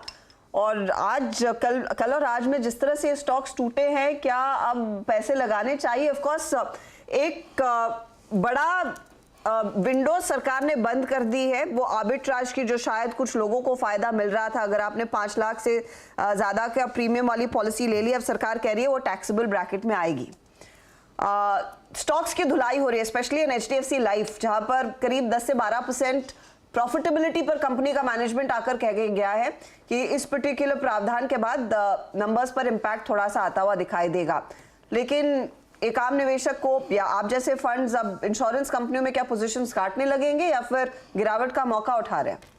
तो मैं इसलिए हंस रहा था क्योंकि आपने कहा कि क्या आपका इंश्योरेंस में इंटरेस्ट है। मैंने कहा सुबह था, अब नहीं है, तो हमने तो बेच दिए। क्योंकि the point is 10% stock down है और 10% अर्निंग्स इफेक्ट भी है। अब वो अर्निंग्स इफेक्ट का हमें नहीं पता, लेकिन मुझे एक बात समझ आ गई कि मेरे मार्केट में बड़े स्टॉक्स हैं जो 15-20% डाउन है इस साल, और मुझे बड़े पसंद हैं। कई हमारे पास हैं भी 2-3, तो हम इससे अच्छा अपने वो स्टॉक्स लें जिनमें कोई 10% नेगेटिव की बात नहीं है in terms of the performance, I mean in terms of the corporate performance या profit performance, but the stock is down 10-20%। इसलिए यस, अब हमारा इंटरेस्ट नहीं है फॉर नाउ इन इंश्योरेंस। अच्छा, लास्ट ईयर सर ने जब कुछ शॉपिंग करी थी समीर सर ने, तो उसमें हेडलाइंस में आईटीसी भी था। समीर सर, आज तो खुश हैं आप, और आज तो बाजार की सुर्खियों में एक आईटीसी भी है ऑल टाइम हाई।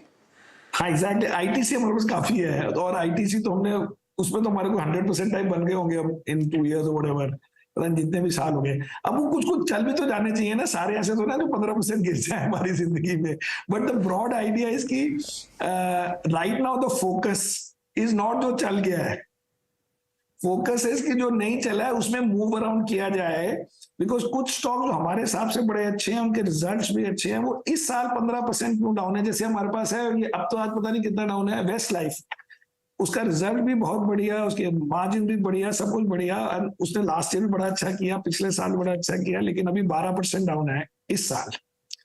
तो अब तो हमने नए नहीं खरीदे, but I am trying to say कि ऐसे 2-3-4 स्टॉक्स हैं जो इजीली आप ही मैं ले सकता हूँ, अगर कोई और स्टॉक बेच के मतलब बेचना पड़े फॉर सम अदर रीजन। आपका ट्विटर हैंडल देख रही थी और आपने बहुत ही क्यूट ट्वीट किया था कि अब एफपीओ निकल गया, पठान में निकल गया, इस वीकेंड किस पर फोकस करे और किस पर ट्वीट होगा। तो कुछ नया टॉपिक मिला है आपको इस वीकेंड के लिए? अभी तो मेरे को नहीं पता था कि अडानी शो चलता रहेगा थोड़ा, तो अभी एक आध दिन और उसके होंगे ट्वीट, आई अज्यूम, जो मैं पढ़ता हूँ। बट आई होप कि वो खत्म हो जाए जल्दी से, सैटरडे संडे को कोई ऐसी चीज मिले ना ट्वीट करने को which means things are solved and settled, that will be much better. और कोई नई बुक समीर सर जो आपने पढ़ी हो या पढ़ने की तैयारी कर रहे हो? ये जी अभी आई है, अमेज़न से मैंने मंगाई है, मुझे नहीं पता था कि आप पूछोगे। So this is a book written by the Australian ex-Prime Minister on China called The Avoidable War. कि चाइना एंड यूएस में क्या हो सकता है, क्यों हो सकता है। Avoidable war, मतलब ये इसका तो मार्केट से भी काफी लेना देना है एक्चुअली। हाँ, मेरी हर चीजों का कुछ ना कुछ तो मार्केट से कनेक्शन होता है, because you have to foreign investor को कन्विंस करना है कि चाइना बड़ा डेंजरस है, सब कुछ इंडिया भेज रहे हैं, तो उसके लिए आपके मटेरियल भी तो होना चाहिए। ओके चलिए समीर सर, तो खैर मैं भी ये बुक पढ़ने की कोशिश करूंगा। थैंक यू सो मच जुड़ने के लिए हमारे साथ, और have a good weekend. Thank you very much, best of luck. Thank you. चलिए समीर से बात हो रही थी और समीर शायद मार्केट का लकी चार्म बनकर आए, और मार्केट ग्रीन में, निफ्टी जस्ट ग्रीन में आया और बैंक निफ्टी करीब करीब 160 पॉइंट ऊपर आया। समीर ने एक बहुत अच्छी बात कही, हाइंडसाइट में ऑब्वियसली थोड़ा सा ये चीज़ कह सकते हैं, लेकिन कि वो अगर वो उस समय ही एफपीओ का प्राइस का अगर बैंक कम कर देते वो शायद उनको एक गलत एडवाइस दी गई। लेकिन इशू यही होता है कि उस समय आपको जो ठीक लगता है आप वो कर दें, और जब इवेंट हो जाता है उसके बाद लगता है कि शायद मैंने ये किया होता तो वो बेटर रहता। लेकिन जो एक और चीज़ उन्होंने बोली, बहुत इंटरेस्टिंग चीज़ बोली कि एसेट्स हैं उनके पास और असली एसेट्स हैं। हाँ। तो ऐसा नहीं है अगर मान लो कोई बहुत ज़्यादा दिक्कत होगी तो ठीक है ना, अंबुजा को वापस भेज देंगे, जैसे वो टंग इन चीक है, लेकिन एक ये चीज़ मतलब कहीं ना कहीं जाकर हम शायद एक क्लोजर टू एक जैसे कहते हैं एक, मैं नहीं कह रहा कि अदानी के स्टॉक्स गिरने के मामले में क्लोजिंग टू बॉटम है, लेकिन एटलीस्ट उसका जो मार्केट इंपैक्ट है, उसका जो सिस्टमिक रिस्क वाला इंपैक्ट है, मुझे लग रहा है उसमें लेकर मार्केट कहीं ना कहीं, देखिए आज भी वरना अदानी के स्टॉक्स तो आज भी नीचे हैं 25% और कैश का स्टॉक एक भी सर्किट से नहीं खुला, लेकिन आज मार्केट में उतना पैनिक नहीं है जितना पैनिक मार्केट में लास्ट 2-3 दिन में था। लेट्स होप पैनिक अब अपने आखिरी चरम पर आता हुआ दिखाई दे। चलिए इस मोड पर लेंगे एक छोटा सा ब्रेक, और ब्रेक के बाद डाबर के नतीजे फ्लैश हो रहे हैं, उसके एनालिसिस, और टाइटन के भी नतीजे आ गए, वहां पर बेहद ही खराब प्रदर्शन देखने को मिला है। प्रेशर अक्रॉस क्वार्टर्स वो भी आपकी स्क्रीन पर आएगा आगे।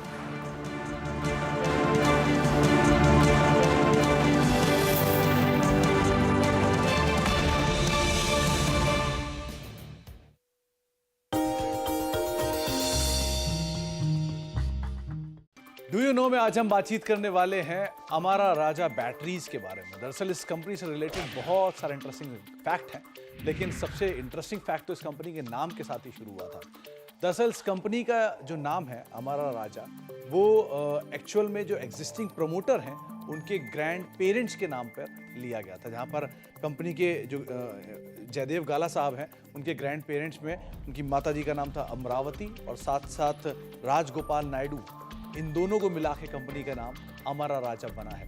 बहुत सारे रोचक तथ्यों में से एक इंटरेस्टिंग फैक्ट ये भी है कि देश की हर तीसरी गाड़ी की बैटरी जो है वो अमारा राजा बैटरी बनाती है, यानी हर तीसरी गाड़ी जो पावर्ड बाय है वो अमारा राजा बैटरी है। साथ ही साथ सिंगापुर की हर दूसरी गाड़ी जो है वो powered by Amara Raja battery है। इसके अलावा कुछ और इंटरेस्टिंग फैक्ट्स में, एक देश का सबसे मजबूत और सबसे बढ़िया टैंक अर्जुन टैंक, इसकी भी बैटरी अमर राजा की तरफ से ही प्रोवाइड किया जाती है। और अमर राजा बैटरी का ना केवल ऑटोमोबाइल में कामकाज है बल्कि रेलवेज,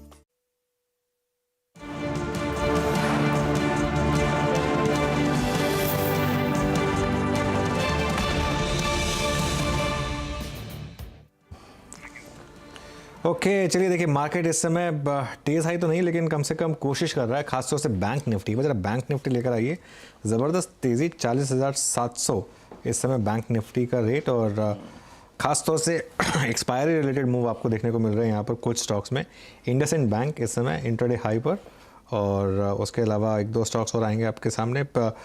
इन्फोसिस, टीसीएस, विप्रो, ये कुछ स्टॉक्स हैं डे हाई पर। कोटक महिंद्रा बैंक, इसने भी मार्केट को एक थोड़ा सहारा दिया, तो कुछ स्टॉक्स क्लियरली यहाँ पर इस समय आउट परफॉर्म कर रहे हैं। और निफ्टी इस समय एक ही पॉइंट ऊपर है, लेकिन एटलीस्ट वो जो एक 17,500 का लेवल था उसको डिफेंड करने में सक्सेसफुल रहा है। एक काम करते हैं, यतिन के पास जाते हैं और पूछते हैं कि डीलिंग रूम से उनको क्या बज़ मिल रहा है। Yatin, good afternoon. Good afternoon. और अनुज, अगर हम बात करें डीलिंग रूम्स की, तो जैसे कि आप कह रहे थे ब्रेक के पहले कि पैनिक आज कम दिख रहा है, तो क्लियरली आज डीलर्स कॉन्फिडेंट हैं। जो बजट में उनको लगता था व्यू मार्केट का थोड़ा पॉजिटिव बायस रखना चाहिए, वही पॉजिटिव बायस के साथ आज वो बैंक्स में खरीदारी कर रहे हैं। और अगर हम एसबीआई की बात करें तो कल एसबीआई के रिजल्ट्स आएंगे, और रिजल्ट्स के पहले यहाँ आपको डीलर्स पोजीशन बनाते हुए दिखाई पड़ेंगे। इनफैक्ट अगर आप ओपन इंटरेस्ट का डेटा देखें तो लगभग 71 लाख शेयर्स यहाँ ऐड हुए हैं। फ्रेश बाइंग आपको देखने को मिल रही है एसबीआई के शेयर में। तो डीलर्स को लगता है कि यहाँ 540 से लेकर 550 तक के लेवल 1-2 ट्रेडिंग सेशंस में आने चाहिए। और इसीलिए यहाँ वो खरीदारी करके चल रहे हैं। SBI के अलावा इन्फोसिस और IT स्टॉक्स में हमने देखा है ग्लोबली थोड़ा बहुत रिस्पाइट आया है और डोमेस्टिक IT कंपनीज में भी आज खरीदारी के मूड बन रहे हैं और यहाँ डीलर्स को लगता है कि इन्फोसिस में खरीदारी करनी चाहिए। थोड़ा पोजिशनल कॉल है, उनको लगता है 60 से 70 रुपये यहाँ मिलने चाहिए और इसीलिए वो सिलेक्टिवली यहाँ IT स्टॉक्स में स्पेशली इन्फोसिस में खरीदारी कर रहे हैं। ओके, शुक्रिया यतिन बताने के लिए एग्जैक्टली आप देखें डीलर्स की एक्सपेक्टेशंस क्या हैं। और SBI आप देखें SBI कल एक महत्वपूर्ण इवेंट भी है, लेकिन उससे पहले अगर आप देखें आज IT स्टॉक्स में काफ़ी स्ट्रॉन्ग बाइंग भी है। इनफैक्ट सारा आपने यतिन की जुबानी सुना। एक बार जरा डाउ जोन्स फ्यूचर्स लेके आइए और एक बार नैस्डैक फ्यूचर्स भी रखिएगा। देखिए कल की सबसे बड़ी घटनाक्रम था नैस्डैक और उसकी price performance, a close above 200 day exponential moving average. Nasdaq futures अभी भी करीब 157 अंकों पर 12571, दैट्स गुड। और अच्छी बात क्या है, जैसे जो अनुज ने बात हाईलाइट की थी कि अदानी एंटरप्राइजेस आज भी अभी भी मेरे स्क्रीन पे करीब 27% नीचे है, बट दैट पैनिक वो नहीं है। IT स्टॉक्स में strong buying, Dow Nasdaq futures up. Nifty bank का आज का low exactly 200 day exponential moving average था और निफ्टी डिफेंड करके लेगा। जैसे कि आपने 2 बजे वो पुट राइटर्स के आंकड़े देखे थे, 17,500 के पुट राइटर्स ने डिफेंड करने का पूरा मौका दिया। तो ठीक है, अगर आप देखें जिसे कहते हैं थोड़ी बहुत जो अंकुर फूट रहे थे स्टेबिलिटी के, वो तो थे। प्रशांत, क्या ये फीलिंग आपकी भी थी और आपका BTST ट्रेड क्या होगा या फिर STBT ट्रेड क्या होगा इस मद्देनजर? जी वीरू जी, सबसे पहले एक अपडेट दूंगा। जो टाइटन पे मैंने शॉर्ट दिया था 2337 पे 2337, वो लो बना चुका है 2270 का। तो वहां पे ऑलमोस्ट एक 70 पॉइंट मूव आई। और जहां तक अभी की बात है तो मैं एक BTST देना चाहूंगा और वो BTST होगा IDFC फर्स्ट बैंक। करीबन ऑलमोस्ट 59-60 के रेंज में चल रहा है। स्टॉप लॉस मेरा होगा 57 का, टारगेट मेरा होगा 64 का। पोजिशनरी भी कैरी करूंगा और BTST के लिए भी कैरी करूंगा। इनफैक्ट टाइटन की बात हुई, टाइटन के नंबर्स का मैं फर्स्ट कट पढ़ रहा था और काफ़ी ख़राब है वो फर्स्ट कट हजता। EBITDA margin 200 basis point lower है, कंप्रेशन ज्वेलरी बिजनेस में है वहाँ पर, और परसेंटेज ऑफ सेल्स में एड स्पेंड भी थोड़ा बढ़ा है, लेकिन उसकी वजह से वहाँ पर जो नंबर है क्लियरली एस्टिमेट को उसने मिस किया है और इसके लिए स्टॉक जो है वो थोड़ा सा नीचे से। अपडेट तो इतना खराब नहीं था जितने खराब नतीजे है, वही मुझे सब थोड़ा सा सरप्राइजिंग लगा। नहीं तो नॉर्मली बाजार पचा लेता है बिल्कुल। और ज्वेलरी बिजनेस में तो ग्रोथ की बात कर रहे थे, लेकिन यहाँ पर जो आप फर्स्ट टेक पे कह रहे हैं कि ज्वेलरी बिजनेस में दबाव आया, कोई और हाईलाइट्स आपके हाथ लगे हैं क्या आशीष महेश्वरी? क्योंकि एक सीरियस नॉक लगा है स्टॉक को, नंबर्स खराब है। नंबर्स अपेरेंटली जो अभी पूरा डिटेल में एनालिसिस करने का समय तो नहीं मिला, पर जो स्क्रीन पे फ्लैश हो रहे हैं उससे देख के तो इतना खराब नजर नहीं आते हैं, क्योंकि इनफैक्ट क्वार्टर ओवर क्वार्टर भी अच्छा राइज है नंबर्स पे। पर थोड़ा सा एक बार वेट कर लेते हैं मैनेजमेंट कमेंट्री का, फिर उसके बाद कॉल लेना बेटर रहेगा। ओके चलिए, और BTST कॉल्स लेते हैं। गाबा जी, आपकी कॉल BTST? मेरा ध्यान तो IT पर है, लेकिन मैं सोच रहा हूँ कुछ एग्रेसिव कॉल दूं। एग्रेसिव कॉल रहेगा अंबुजा सीमेंट। यस, काफी गिरा हुआ है आज, लेकिन मुझे लगता है कि यहाँ से डाउनसाइड थोड़ा अरेस्ट हुआ है, यहाँ से कप मिल सकता है। डाइवर्जन इन द मेकिंग है, कंफर्मेशन हुआ नहीं। ट्रेड करा है 350 के आसपास, 315 325 का कोई स्टॉप लगाकर चले, पॉसिबल है कि 400 देखेंगे। यस, अंबुजा तुमने बहुत ही aggressive call, trying to pick the bottom, that's all. Ambuja cement, Ambuja cement कहा 5% ऊपर। इनफैक्ट ACC पर भी एक अपडेट आ रहा है, इनका कैश बैलेंस कहां पर है उसे लेकर। तो Jan 1 2022 के लिहाज से अच्छा नहीं, Jan 1 2022 7,367 करोड़ था। अभी कम हुआ है, अभी कम हुआ है, मैंने एक्चुअली गलती से 23 पढ़ लिया। 5,000 करोड़ के करीब कम हुआ है कैश बैलेंस, बिल्कुल। और इसमें इन्होंने कहा कि कैपेक्स इनकर हुआ है और डिविडेंड पे आउट होता हुआ दिखाई दिया। तो जो 7,500 करोड़ का कैश बैलेंस था वो पिछले साल यानी कि 31 दिसंबर तक 2,835 करोड़ का रह गया, लेकिन इसमें कैपेक्स का अमाउंट है और एक डिविडेंड का अमाउंट है। कैपेक्स 1,908 करोड़ एंड 1,090 करोड़, लेकिन तब भी मैथ जुड़ता नहीं इशू यही है ना, अब जो लोग अंबुजा और एसीसी खरीद रहे हैं, कह रहे हैं कि हम तो उसको as standalone fundamental entity खरीद रहे हैं। इशू यही है ना कि अल्टीमेटली तो अब वो अदानी ग्रुप का पार्ट है, तो उसमें क्या कुछ, मतलब मैं ये नहीं कह रहा कि कुछ रहा होगा, लेकिन फियर तो रहेगा कि क्या कुछ वहाँ पर भी इशू आगे जाके आ सकता है। और इसके लिए देखिए कल बात हो रही थी कि एसीसी तो रिप्लेसमेंट कॉस्ट के नीचे है इस समय और अंबुजा थोड़ा सा ही ऊपर है, लेकिन रिप्लेसमेंट कॉस्ट के नीचे भी अगर स्टॉक में बाइंग नहीं आ रही है तो ऑब्वियसली पैनिक फैक्टर तो है यहाँ पर फिर इसका मतलब। जी हाँ, इस डिस्क्लोजर के बाद स्टॉक आधा % नीचे, लेकिन would you want to read more into it Ashish Maheshwari? अब ये इनफैक्ट थोड़ा सा किसी भी एक सर्टेन न्यूज के ऊपर जहाँ पे भी थोड़ा सा नेगेटिविटी आती है तो जो इम्पैक्ट है वो काफी ज्यादा आता है। बट मेरा मानना ऑलरेडी स्टॉक में काफी करेक्शन एसीसी के आ चुका है, तो अब इस लेवल पे थोड़ा सा शॉर्ट सेलिंग जो है वो मेरी एडवाइस नहीं रहेगी, क्योंकि मुझे लगता है जब भी थोड़ा सा बाइंग लौटेगी इस ग्रुप में तो वो फ्रंट रनर एसीसी अंबुजा ही रहने वाले हैं। बट अभी भी स्टॉक्स को अवॉइड करने की सलाह नहीं।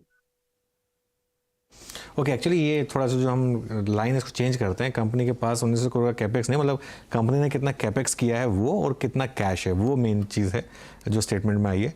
और 1090 करोड़ का डिविडेंड और बाकी कैपेक्स में स्पेंड किया, तो वो एक्सप्लेन कर रहे हैं कि कैश क्यों कम हुआ है जो ईयर के स्टार्ट में था उससे लेके अब तक के बीच में। BTST कॉल्स मेरे ख्याल से खत्म हो गई सारी या बची अभी? मेरे ख्याल में रुचित से लेनी है कॉल। हाँ रुचित, बताइए आपका ट्रेड क्या होगा, BTST STBT?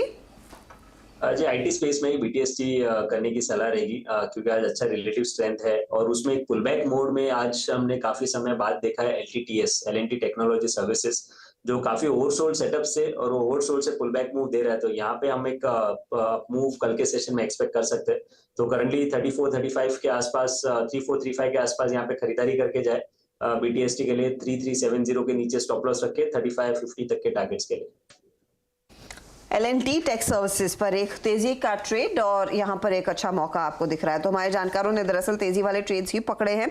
बैंकों में आप देखिए जाते जाते एक्शन कोटक महिंद्रा बैंक में ज्यादा जोरदार दिखाई दे रहा है, करीब 1% तक का इजाफा है। SBI ऑफ कोर्स कल नतीजों से पहले यहाँ पर एक रिवर्सल जरूर देखने को मिला और इंडसइंड बैंक है जो करीब 3% ऊपर है।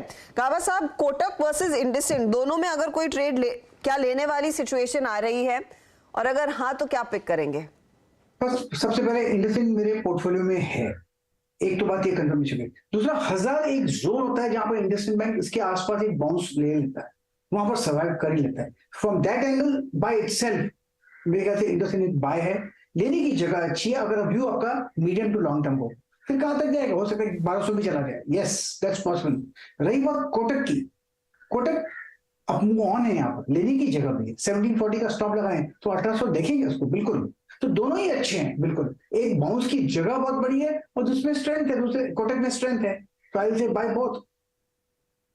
ऐसे जब आप डिस्क्लोजर दिया कीजिए, ये भी बोला कीजिए आईपीओ का है मेरे पास। लोगों का कॉन्फिडेंस और before IPO HDFC as well है। चलिए अभी काम करते हैं, थोड़ा आपको स्टैट्स दिखा दूं डेरिवेटिव्स के। देखिए एक चीज अच्छी लग रही है, अंबुजा सीमेंट्स आपकी स्क्रीन पे 6.25% ऊपर। अब ये एटलीस्ट डेरिवेटिव्स का टॉप गेनर है। और अगर आप आज की इसकी इंट्राडे लो से रिकवरी देखें, जरा मुझे सीमेंट्स का इंट्राडे चार्ट लेके आइएगा। आज इसका लो था 300 रुपए और 355 पे क्लोज आ रहा है, दैट्स गुड। और अगर आप देखें ACC क्या कर रहा है, जरा लेके आएंगे। और अदानी एंटरप्राइजेस दूसरी तरफ अगर आप देखें टॉप लूजर है और वो आपकी स्क्रीन पर आएगा, वो करीब 27% नीचे है। चलिए अब एक काम करिए, ओवरऑल ब्रेथ लेके आइए। ये एक्सपायरी डे आपको 17,500 डिफेंड करके जा रहा है और निफ्टी बैंक जो है वो 200 डे एक्सपोनेंशियल में डिफेंड कर रहा है। इवनली पॉइज्ड था market. 84 advances long IDFC Canfin Homes का अगर आप देखें इस दौर का नया लो है, हाई है माफ कीजिएगा। IDFC first bank, RBL, LT Mindtree अगर आप देखें स्ट्रॉन्ग बाइंग थी, यहाँ पे काफी लॉन्ग क्रिएट हुए। उसके बाद अंबुजा सीमेंट्स में शॉर्ट कवरिंग थी, याद रखिएगा। जो ये 301 से लो से रिकवर हुआ है वो शॉर्ट कवरिंग थी। First source LIC housing finance, intellect design, Vodafone idea, यहाँ पे आज शॉर्ट कवरिंग थी। आइए देखते हैं 76 का ये शॉर्ट का आंकड़ा आया कहाँ से।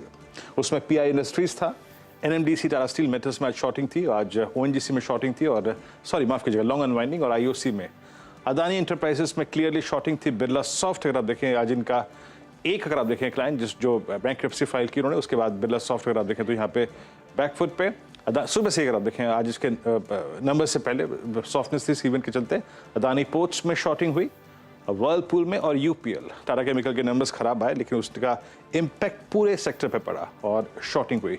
अच्छा, आईटीसी का जिक्र इनमें नहीं था।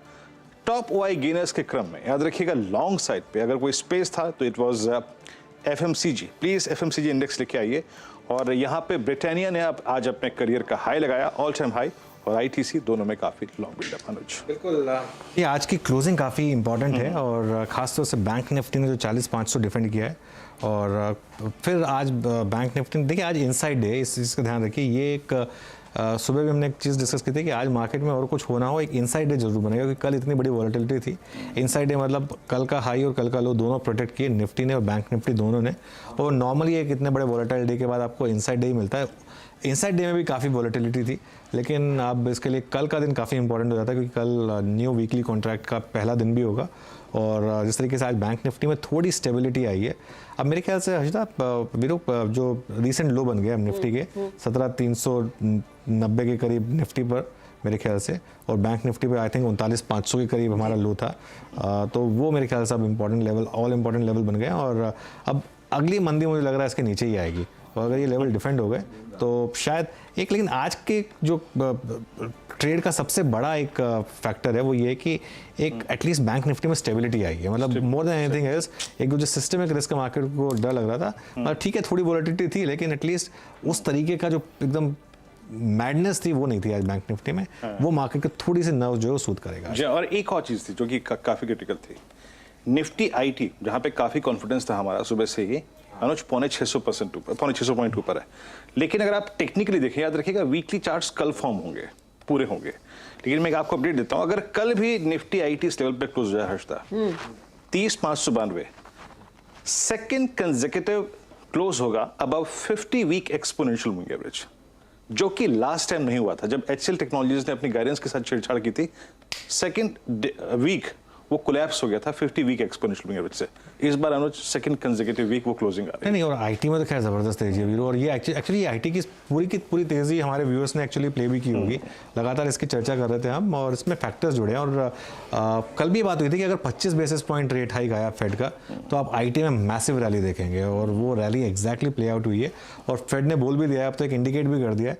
अब आईटी की रैली में एक ही रिस्क है, रिसेशन नहीं आना चाहिए। रेट हाइक्स अब कंफर्म हो गए कि रेट हाइक खत्म हो चुके हैं पूरे, या फिर एक बचा होगा, लेकिन टर्मिनल रेट अब मार्केट को मिल गया है। बस अब यूएस में अगर रिसेशन ना आए तो बड़ी तेजी आएगी। और देखिए यही मेटा, स्पॉटिफाई, जैसे समीर जी बता रहे थे, कुछ तो कह रहे हैं ये स्टॉक्स जिस तरीके से रैली कर रहे हैं कि क्लियरली अब मार्केट का मूड बन रहा है कि पिछले साल बहुत पिटाई हो गई अब इन स्टॉक्स की। नैस्डैक पिछले साल 40% के करीब गिरा था मेरे ख्याल से, बहुत पिटाई हो गई अब इन स्टॉक्स की। निफ्टी आईटी 35-36% गिरा था, विप्रो मेरे ख्याल से 52% गिरा था। ये सब स्टॉक्स काफ़ी गिरे थे, अभी भी अपने हाई से तो बहुत पीछे हैं, लेकिन एटलीस्ट अब एक तैयारी हो रही है कि चलिए। और ये जो डबल टॉप नेगेट किया था नैस्डैक ने, आईटी इंडेक्स ने अभी भी नहीं किया वैसे, मैं फिर भी एक बार वार्न कर रहा हूँ, लेकिन एटलीस्ट नैस्डैक ने डबल टॉप को नेगेट किया था। ये बहुत इंपॉर्टेंट क्यों है मार्केट के लिए। तो उन क्यूज के बीच अब आपके सामने पेश करते हैं यहाँ पर आज आखिरी 6 मिनटों में क्या स्थिति उभर कर आ रही है। 12 पॉइंट ऊपर निफ्टी थोड़ा सा टिकने की कोशिश में, 17,626 के लेवल, 27 के लेवल से याद रखिएगा, 17,653। तो वहां से सिर्फ आप डे हाई से ज्यादा दूर नहीं है, लगभग 25 से 28 पॉइंट की ही दूरी बनी हुई है, वो एक अच्छा पॉजिटिव है। निफ्टी बैंक में 4715, तो आज तो दरअसल निफ्टी बैंक अगर ये 40,700 के ऊपर टिक जाता है तो डे हाई पर क्लोज होता हुआ दिखाई देगा। डे हाई 757 के आसपास था, जो पिछले कुछ 10-15 मिनटों में ही हमने देखा है, तो वो एक चीज पॉजिटिव है। और मिड कैप इंडेक्स भी आज तेजी में रहा है। अंबुजा सीमेंट में एक अच्छा पुल बैक, 7% ऊपर। एसीसी कोशिश कर रहा था यहाँ पर डिटेल्स आए, लेकिन वहां पर एकदम फ्लैट क्लोज देखने को मिला है। ये दो इंटरेस्टिंग ट्रेड्स हैं जो आपको दिखाई दे रहे हैं, लेकिन अदानी ग्रुप में ज्यादा कुछ रिकवरी नहीं आई। वॉलेटिलिटी खूब थी, ऊपर नीचे खूब स्विंग्स देखने को मिले।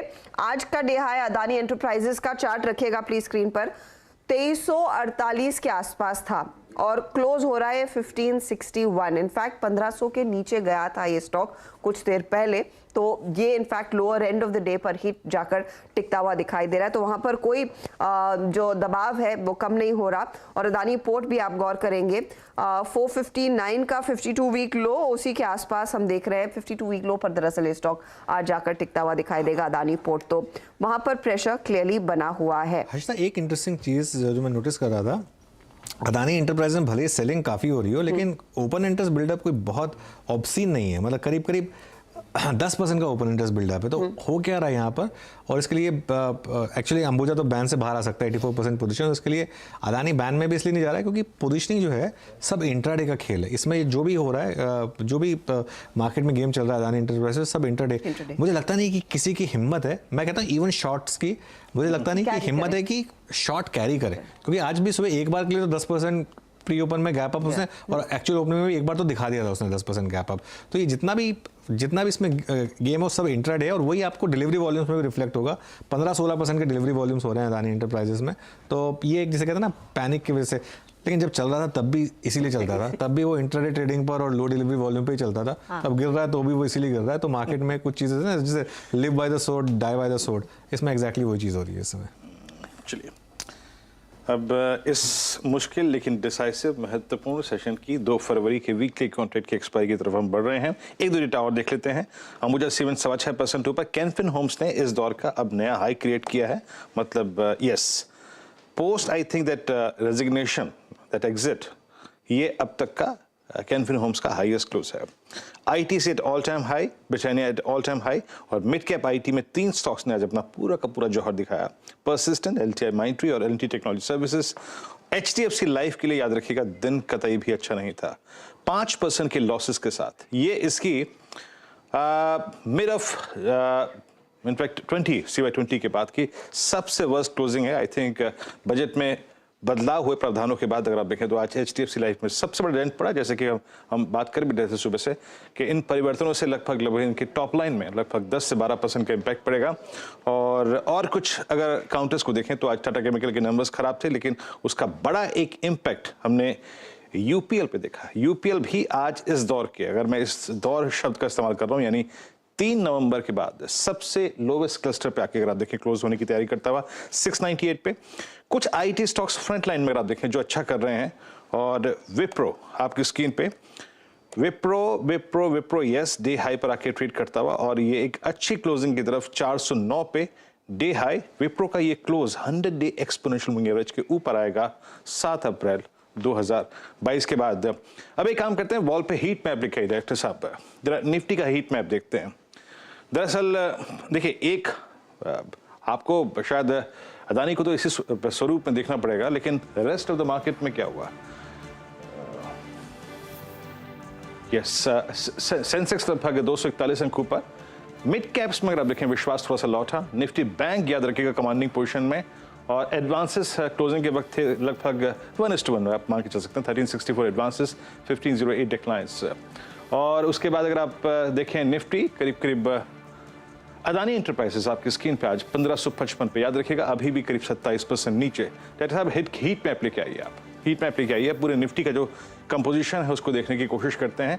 जब 17,500 हम डिफेंड करके ले जा रहे हैं अपने साथ, तो एग्जैक्टली निफ्टी का कंपोजिशन का ये आपकी स्क्रीन पे Adani ports, Adani enterprises, UPL, HDFC life, Eicher motors, Divi's life, Hero MotoCorp back foot पे थे। क्रिटिकल क्या है याद रखिएगा, भूमिका आज आईटीसी ने काफी अच्छी निभाई, और 378 पे all time high close, Britannia all time high close. IndusInd bank बड़ी अच्छी एक क्लैरिफिकेशन के साथ है towards their exposure towards Adani group, करीब 3.5% ऊपर। इन्फोसिस ने आईटी में काफी अच्छा लीड लिया। एचयूएल याद रखिएगा निफ्टी एफएमसीजी इंडेक्स आज बहुत स्ट्रांग था। विप्रो आखिरी में लीड ले रहा था। एचसीएल टेक्नोलॉजीज ने लीड ली। कोटक महिंद्रा बैंक आज एक पुल बैक मोड में था। एक्सिस बैंक ने एग्जैक्टली, अब देखिए मेरे ख्याल से अगर मैं सही हूँ, मेरे ख्याल से जब मैं लास्ट टाइम रीड कर रहा था, इसका ये जो पुल बैक आया वो आया आज 869 पे। ये करीब समझ लीजिए कल के लो को डिफेंड करके गया। 200 डे एक्सपोनेंशियल मूविंग एवरेज की रेंज से पुल बैक लिया। और एसबीआई के लिए याद रखिएगा कल का दिन बड़ा क्रिटिकल है, और कल नतीजे और पोस्ट नंबर्स काफी महत्वपूर्ण रहेगी। आपकी स्क्रीन पे आप कह सकते हैं कि जो सुबह डर का माहौल था, स्पेशली जो कल हॉरर शो देखा हमने पोस्ट बजट, उसके बाद एटलीस्ट ये एक शांत एक्सपायरी है 17612 पे, करीब करीब 4 अंक नीचे। निफ्टी बैंक का एक स्ट्रॉन्ग पुल बैक था लोअर लेवल से, 40,000 के लेवल्स को डिफेंड किया एग्जैक्टली 200 एक्सपोनेंशियल मूविंग एवरेज करीब 222 अंकों पर। But star of the day दो स्पेस हर्षदा, निफ्टी आईटी और Nifty FMCG index. In fact Nifty FMCG और आईटी ने ही मार्केट को अच्छा खासा सपोर्ट दिया है, इसीलिए हम एकदम फ्लैट जाकर टिके हैं, जैसे वीरू मेंशन कर रहे थे 17,600 के लेवल्स पर निफ्टी पर। अच्छा, फटाफट से सीधा सौदा का अपडेट भी आपकी स्क्रीन पर आ जाएगा। नीरज और आशीष के बीच आज का मुकाबला और ट्रेड्स कैसे रहे ये देखिए।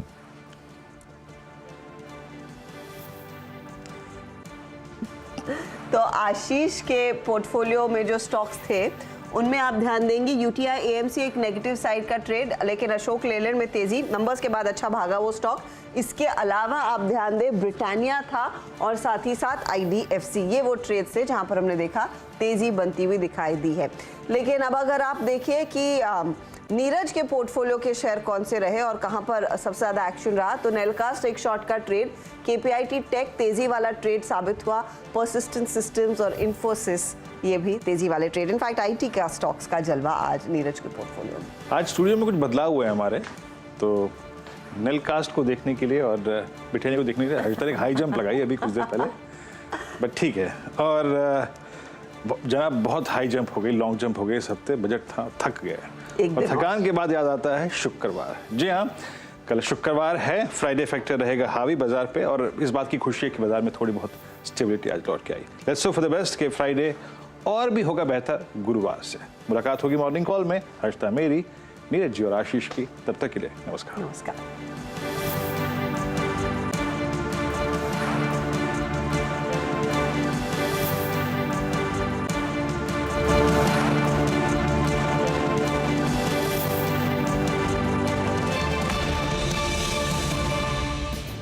Mongia Steel presents Majboot